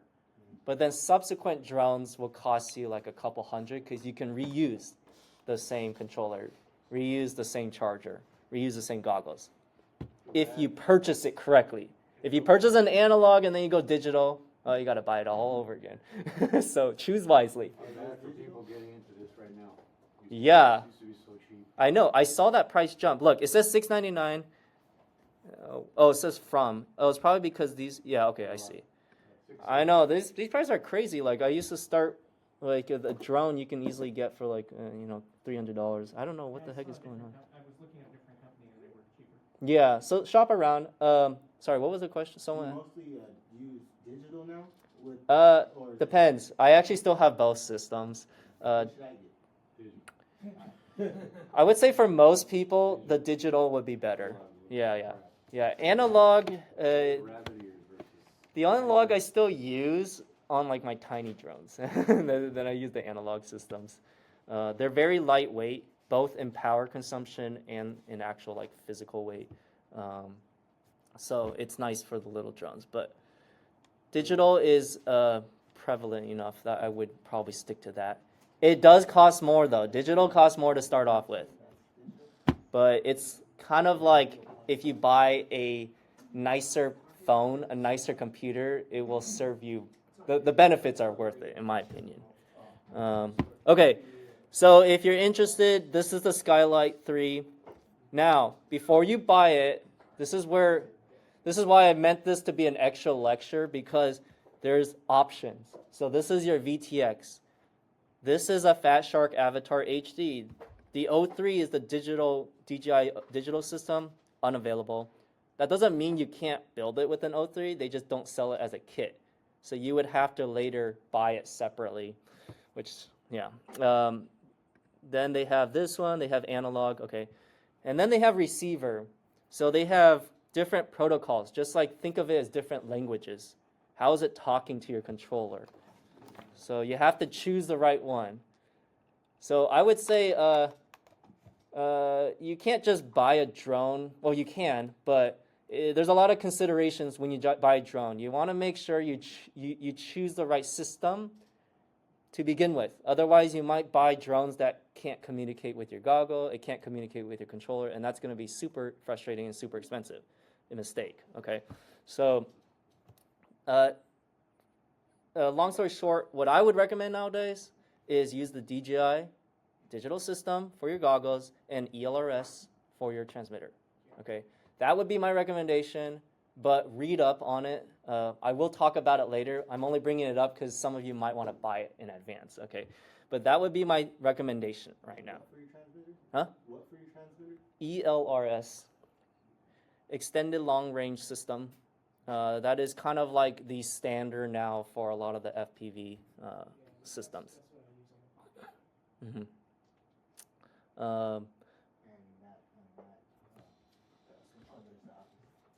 So, Rotor Riot sells drones. So if you go here, ready to fly drones. Oh well, I don't need a bundle.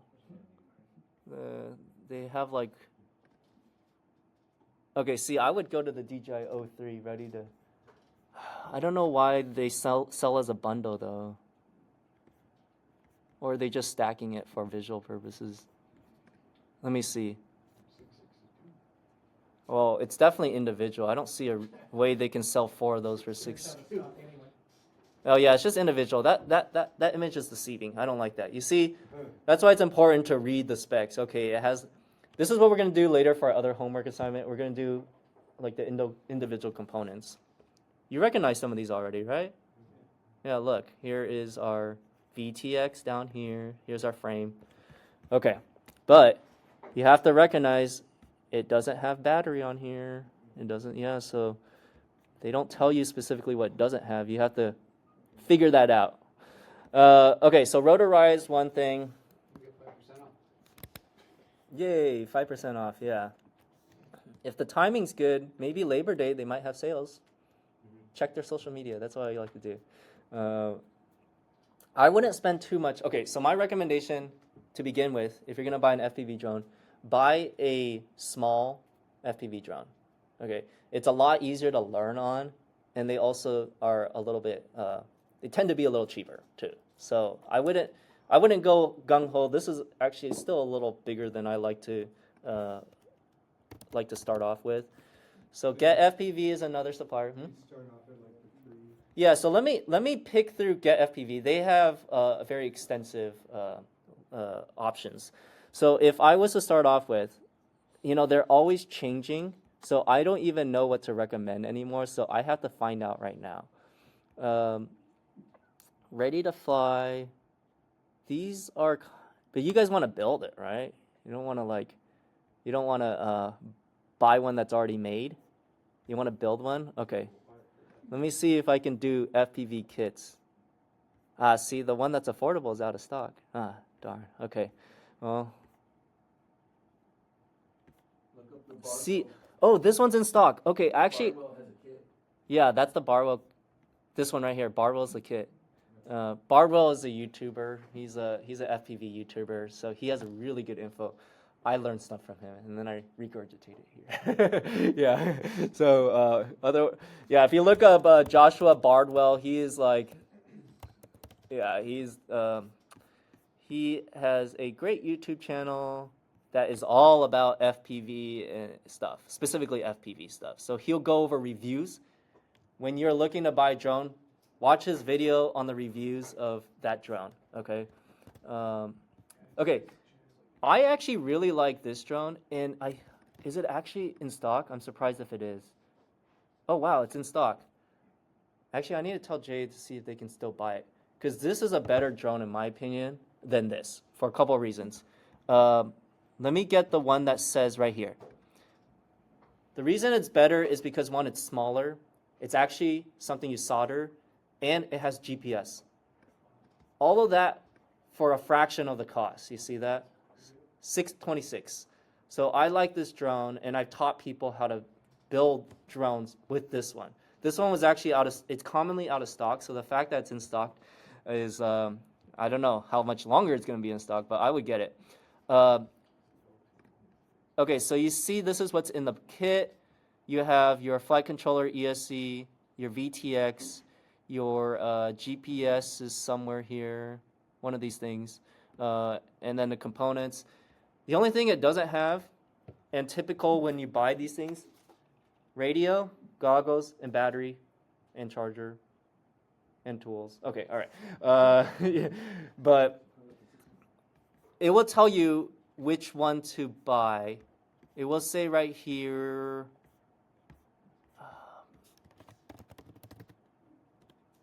Okay, input voltage, it says 3 to 6S. Oh man, it's hard for me to recommend right now without you understanding what 3 to 6S means just yet. But you can build it still, and then maybe you can make a second purchase later. But yeah, I like this drone. Thing is, this does not have a DJI O3 system. So that would be the caveat. This is an analog system. You can put a DJI system on it though. You could. But now you have to buy that separately. DJI O4. Now they're out of stock. Okay. This is the frustrating part. What I was saying earlier in the intro about sourcing parts. You're going to end up a lot of times having to buy from multiple vendors. Just the nature of it. None of these are generally good at being a one-stop shop. As much as I would love it to be able to buy from one place, a lot of times you run into inventory issues. Yeah, and this is not even related to tariffs. This has always been the case. I think the tariffs just made it more difficult, for sure. Yeah. Have you had any luck trying to buy off of eBay? Accessories. I'm a little wary when I buy off eBay, especially for stuff like this. I would say you can buy maybe after you understand a little bit more. Then you can score some good deals. But yeah, I don't know. I would I would probably, especially for your first build, I would not recommend eBay. Yeah, just because, especially if it's used too. You may not understand like if it's a good deal or not. Like when they say like, oh, this thing is not working, and that could end up costing more than what they're selling it for. Yeah, I wouldn't recommend eBay. Yeah, unless you really understand like the drone components and how much it's going to take, how much effort and time it's going to take to repair it later. Yeah. So this is a kit. It is analog though. I just know by looking at it. Well, I can recognize just by looking at it because the DJI camera has a specific shape. You can still put a DJI O4 Air unit on it. I don't know where it's for sale. Look, it's almost as much as the drone itself. Yeah. So what you could do, okay, this one's not available. See, it's before you buy, make sure you got all the parts available, and then you can buy them. But I will say, analog is pretty cheap. If you get a where. It's just ELRS. It's a separate thing. Analog digital is all about what you see in the camera. Where is it? Okay, here, while I'm on this page, I'm going to pull up radios. You also need to order that. Oh, man.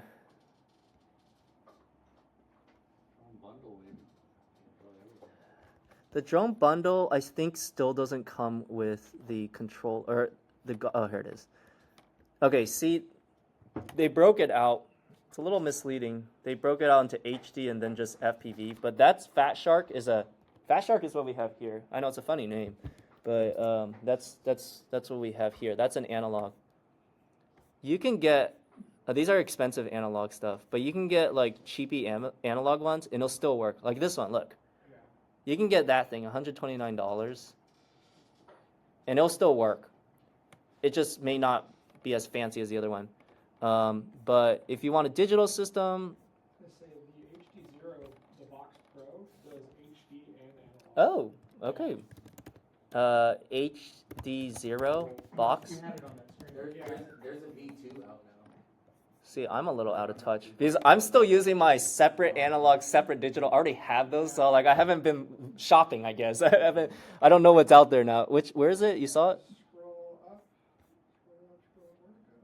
Honestly, Right there, HD0 Box Pro. Okay. It's crazy. It used to be $250 that skyrocketed because it was so popular because it could do both. Oh, well. The HD0 is digital, it's not as good as. Yeah, you have to remember also you're not going to be able to use DJI on this still. No, yeah, you want So DJI this has is its own ecosystem. this is where it's hard for me to give you a recommendation on what drone what kit to buy it because there's so many considerations, so many considerations.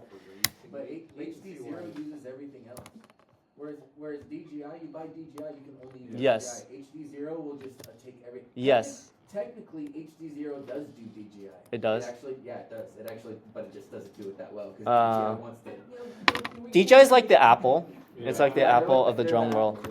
It works well, but you have to stay in their ecosystem. Yeah. Which is a sacrifice that I'm willing to make. I still like it. I'm sucked into their ecosystem. I love it. If you go HDZ, those take walk snail too. So Yeah. you can even source out Fat Shark stuff too. Yeah. It also looks different. Box goggles are kind of cool because you get one screen that's right in front of you. Yeah. Whereas some of the other goggles, like the HDO for Fat Shark, it's two individual screens that you have to like adjust to your eyesight. Yeah, it is. So it's a little wonky. If you see, they have. I got this. Walksnail, isn't Walksnail I'm trying to think of one. module you can put in? Walksnail, don't they have an analog module? Yeah, they do. One of my buddies runs a Walksnail rig on his analog goggles, so you can switch back and forth. And then later on, you go digital. Oh look! Oh man, this is out of stock. This would have been so nice. Look at this. It's everything. It has the goggles in there. Oh man. I don't know. No, it's out of stock. Go as. I think the price is outdated. I think it's I'm surprised. I'm surprised there's not really something out there like that's just like a kit that includes. $13.89 looks like they're have something. Okay, I'm thinking more from an economic standpoint. There's two ways I can approach this. You either just start off cheap and get you going, or you go all in. So let me show you the cheap and way to get started. Okay, you buy this. Okay, and then I actually like this Beta FPV. They have a drone out there. So this is actually a double benefit. You buy this thing. Okay, it comes with a drone, and this is actually what I teach people how to fly. I teach them on this little drone how to fly FPV, because you can crash this all you want and it's invincible. So yeah. So anyways, I use this for kids, by the way. I use it for kids. Yeah. So I teach them how to do it. Yeah. So this is analog. Look at this. $159. You get a goggle, you get a controller, and you still get a drone. You can use that same goggle and controller with this thing. So now we're talking basically $400 get you going. Okay, well, you still have to buy the battery. Okay, so $500 when you buy the batteries and the charger. That charger, can you hold it up? The charger I have on the table, that is my recommendation for a charger.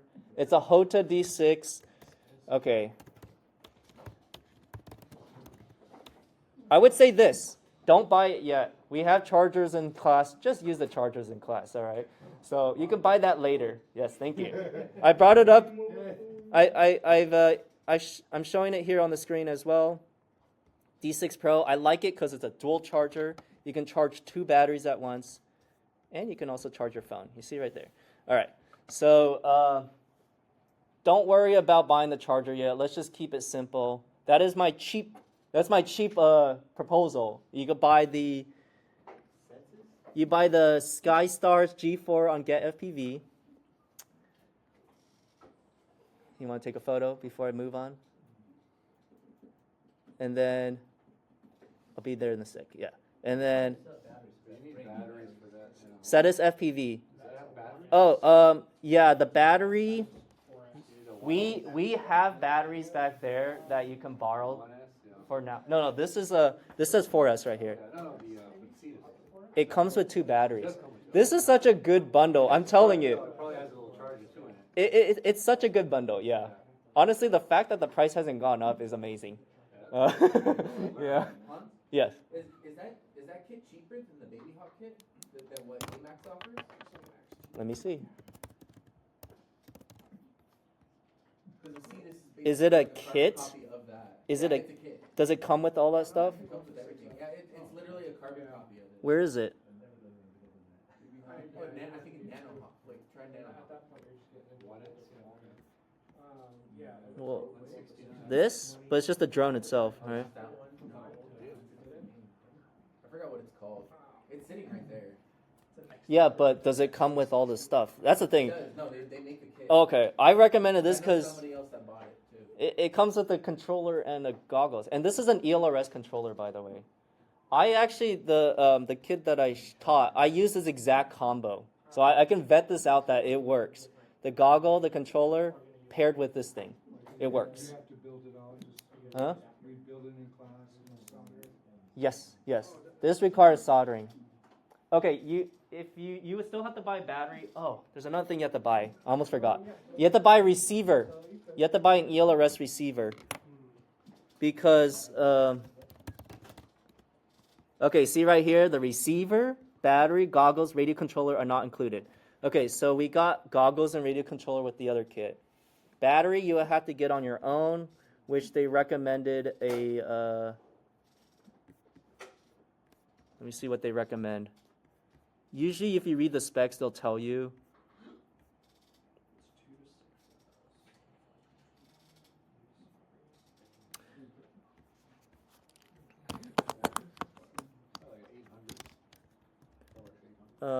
What am I looking for? Battery? That's a 4S drone, no? It's a 4S drone. I'm gonna say this is probably gonna be about a maybe like oh man, let me see. That's kind of annoying. They didn't. Yeah, I was thinking. I would say anything more than 850 or something like that. All right, let me see what battery people are using with it. Is that what you're talking I could figure it out, but you know, it's easier if I just read what people have already done. I'm surprised it doesn't say it in the specs. That's kind of annoying. It's not gonna be bigger than like. I would say, 100,000. oh, here we go. Okay, yeah. I would, if, yes, exactly exactly 6. Okay, so if you want, you can go here and we can go to battery. Okay, batteries. Oh, you can even buy a bundle. That'll save you a little bit because when you fly, you'll realize, you go through these batteries really quickly. So cell count, we have 4 cell capacity. Oh man, sorry. I cleared. Oops. Where is it? Voltage, 4 cell. And then capacity right here. Okay. I have it set to 500 to 1,000. You know what I can do is I can like put these on the canvas. That way you have a link.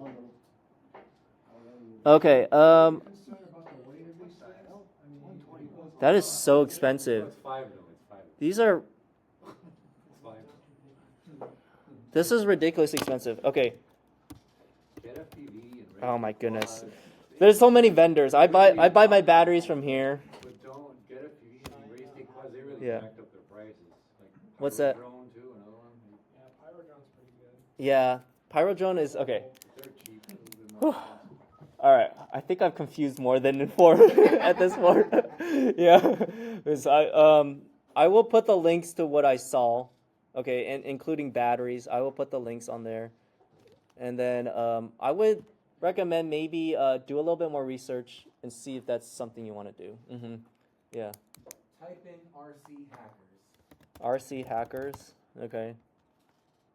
You'll thank me later. Oh, never heard of these. Okay.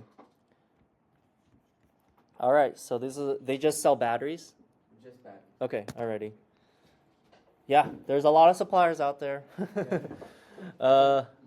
could get two 6 cells for $30. Damn, that's pretty good. Oh wow. Okay. All right. That's good. Okay. Actually, Amazon's pretty good battery there. There's more expensive options, but I'm not going to go over that right now for the drone build. If you wanted to build one, I would recommend the Chibi one because later it's gonna cost you a lot more to get the expensive one, and I want to make sure that you understand what you're doing before you buy that one. So the Chibi one is gonna set you back like $500, which is like it's gonna get you 2 drones if you think about it. 2 drones. So I think SkyStar G4. yeah. So to recap, it's the SkyStar G4 long range. ARF means almost ready to fly. That being, it doesn't have all the components. So you have to still buy a couple of things. And then the other thing is get the the Cetus FPV kit. They have other versions. Just avoid the light one. But they have FPV, or you can get the Pro. Those are your 2 options. Yeah. And then you have to get a battery. So what we saw earlier in my Google search was this is the size battery you want.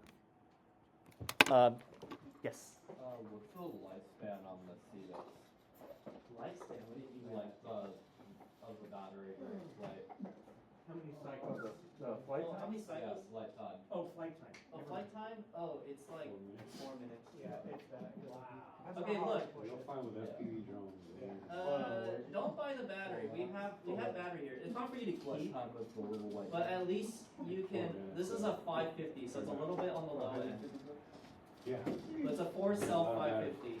If you do end up getting that drone, you can at least just use this temporarily, and then you can buy your battery another time.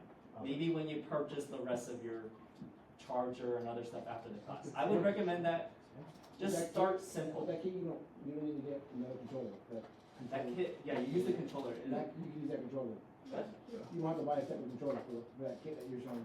The one that you showed. The kit from the controller from the other Other one, yeah, that you other can one is you can use on the wall. Yeah. That's why I recommended it, because it's so cheap. Like, if you buy this on its own, it's like $200, and then the goggles is actually the most expensive thing, as you probably already saw. So that if you were to buy these separately, which is gonna be higher quality than this, but you're looking at 1,000 now instead versus 500. So I would say starting off, this is it's pretty good. I mean, it's still gonna work. The thing that you see here, it's still gonna work. It's just it's very basic. It's only gonna have a couple. It only has 4 of these toggle switches. I mean, how many do you really need? You're not doing anything crazy for now. So Yeah, the battery voltage you wanted, you said what was it again? don't buy it. Just use the one back there. I would. That's what I would recommend right now. Don't bother buying it. If you are getting this thing that I'm recommending, you don't need to buy the battery. We'll just use the one back there. Yeah. I want you to take the time to not rush into like just purchasing the first thing you see. There's a lot of vendors out there, as you saw. There's a lot of options, and I think it'll make more sense once I go over the battery lecture. Then you can make a much better informed decision on which battery to get. How long? So only. When did you guys start thinking about purchasing this? Like in a month or? We're gonna start building like maybe in the 4th or 5th week of class. So the plan is this. Well, next week we don't have class, but the following week we are going to start to do some soldering. Okay, get you started with that, and then also I'm gonna go over the tools. So there's gonna be some lecture on that, and then the soldering might take like 2 weeks. So then that's where like the 4th and 5th week comes into when we start building the drone. So gives you some time to shop. Maybe you find a better drone that you like, or maybe you found one on Facebook Marketplace that that's. Flywoo has some pretty good drones. Yes, they do. I have a Flywoo. And And if you buy now, some of these like Flywoo ships from China, which is cheaper, but it also takes like 3 weeks to get here. So if you buy now, it'll come just in time. So yeah. You might be able to get some of those at DJI. Like, What's that? if you buy a later fly, they might have DJI. I love it. So Yeah. You get a DJI, it's sturdier than like the 1S version. but then you'll get the goggles. But these are not Flywoo doesn't do kits. Yeah. I have a Flywoo long range extended drone. I love it. Yeah, this is the one that I have, the Explorer. I have that one. But it's pre-made. That's the only thing. If you want the experience of building one, you're not. Do they have kits? I don't think they have kits. Wait, if you go up to the top left, did that say 04? Hey, look! They sell this. Or you can say? The top left drone had, I think it said 04. Yes, Pro. it's built in. Available? It's available. Oh, pre-order. But you can buy the older one. Like I have the older one. I think it's this one. You go to the when you get a chance, the Firefly Nano. Is that a different drone or is it in Flywoo? That's a Flywoo. Yeah. Fire. Fly Nano. This? Not that one. That's the 1S. They have a 2S version. It was scroll to the back. The Nano, maybe? Here. That one right there. That's a great 2S. It's a little expensive, but man, is that thing sturdy. Yeah, but it's pre-built. Yeah, it's pretty So good. if you want, like what I'm trying to show is like one that you can build. Oh, okay. Because you can buy pre-built ones, but that's the whole point of this class is to know how to build one, right? That's where it's actually hard to find. The pro way is to individually buy components, but man, I've been down there. That takes hours, and then you find out it's out of stock. You're like, like one of your components is out of stock. Yes. I can't see. Is it FLYWOO? Yeah, Flywoo, but I don't think they sell. They don't sell kits though. That's the only thing I want to point out. They sell great pre-made drones, but if we're looking, If you guys are interested in like building your own and you want to like do it part by part and source it out, I really recommend Armaton frames. They're built here in America and they got lifetime warranties. So whatever breaks, Yeah. send it in. They'll replace it. you know, what you could do is later in that other homework assignment, you can include that frame. Yeah. The thing is, I'm not going to recommend building it piece by piece yet because you got to understand all the things first. It's a lot of work, actually. I went into it pretty blind, and it was a lot of research. Yep. GPT and Yep. Bartwell and all that. But Oh man, at least you still have ChatGPT. Before that, I would just have to buy and figure. Oh, this didn't work. So, speaking of which, I have a lot of parts. Maybe I should bring that in. It's like they're older parts though. It's like this is like, okay. I'll put these links on Canvas. Yes. And then, the receiver, we need Oh. to fix that one too. Yes, I'm sorry. Thank you for bringing that up. Okay, so I'm trying to keep it minimal. So this, one part, 2 parts. Okay, and then receiver. Yes, we do need to buy receiver.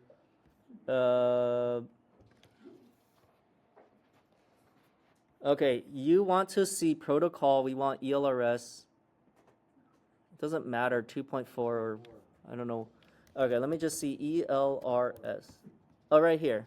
Wow, they're so expensive now. What the heck? You gotta go to EP1, the cheaper one, because that's the new Gemini one. EP1.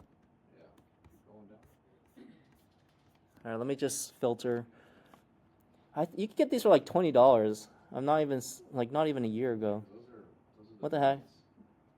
Oh my gosh. Beta FPV has a cheap one. Oh, okay, good. While you're on Beta FPV, you might as well buy the receivers. See, look, we're already jumping websites. Yep, this is what happens. Look how many tabs I have open. Wait, where's the oh, here it is, receivers. RC receivers. Here we go. Beautiful. Nice. Here. Gemini, though. Yeah, see, look at that. There you go. Boom. ELRS. What's a Gemini mean? What does that mean? That's the new protocol that they got. Oh, good. The new receiver. Isn't that better? It's supposed to be basically like $23. Or you can get this one. There's go down further, there's cheaper. $20. That's still good. And since you're already buying the other thing, it should be all part of the free shipping. See, there we go, $9.99. Oh my goodness. Oh my goodness, this is so cheap. Okay, Yeah, that's the basic. buy this. Buy this. 2.4. Buy the 2.4 gigahertz. Where is that? You see right here, it's an option. Okay. LRS nano receiver. Do you have a collection of like practice boards? That would be- Well, yes. We're gonna see if it's in that pile. You mean for soldering? Yeah. We'll see if it's in that pile, because that's what I requested. But I don't know if these all got ordered or not. Okay, so is that good then? I'm gonna close the other tabs. I'm just gonna open these 3.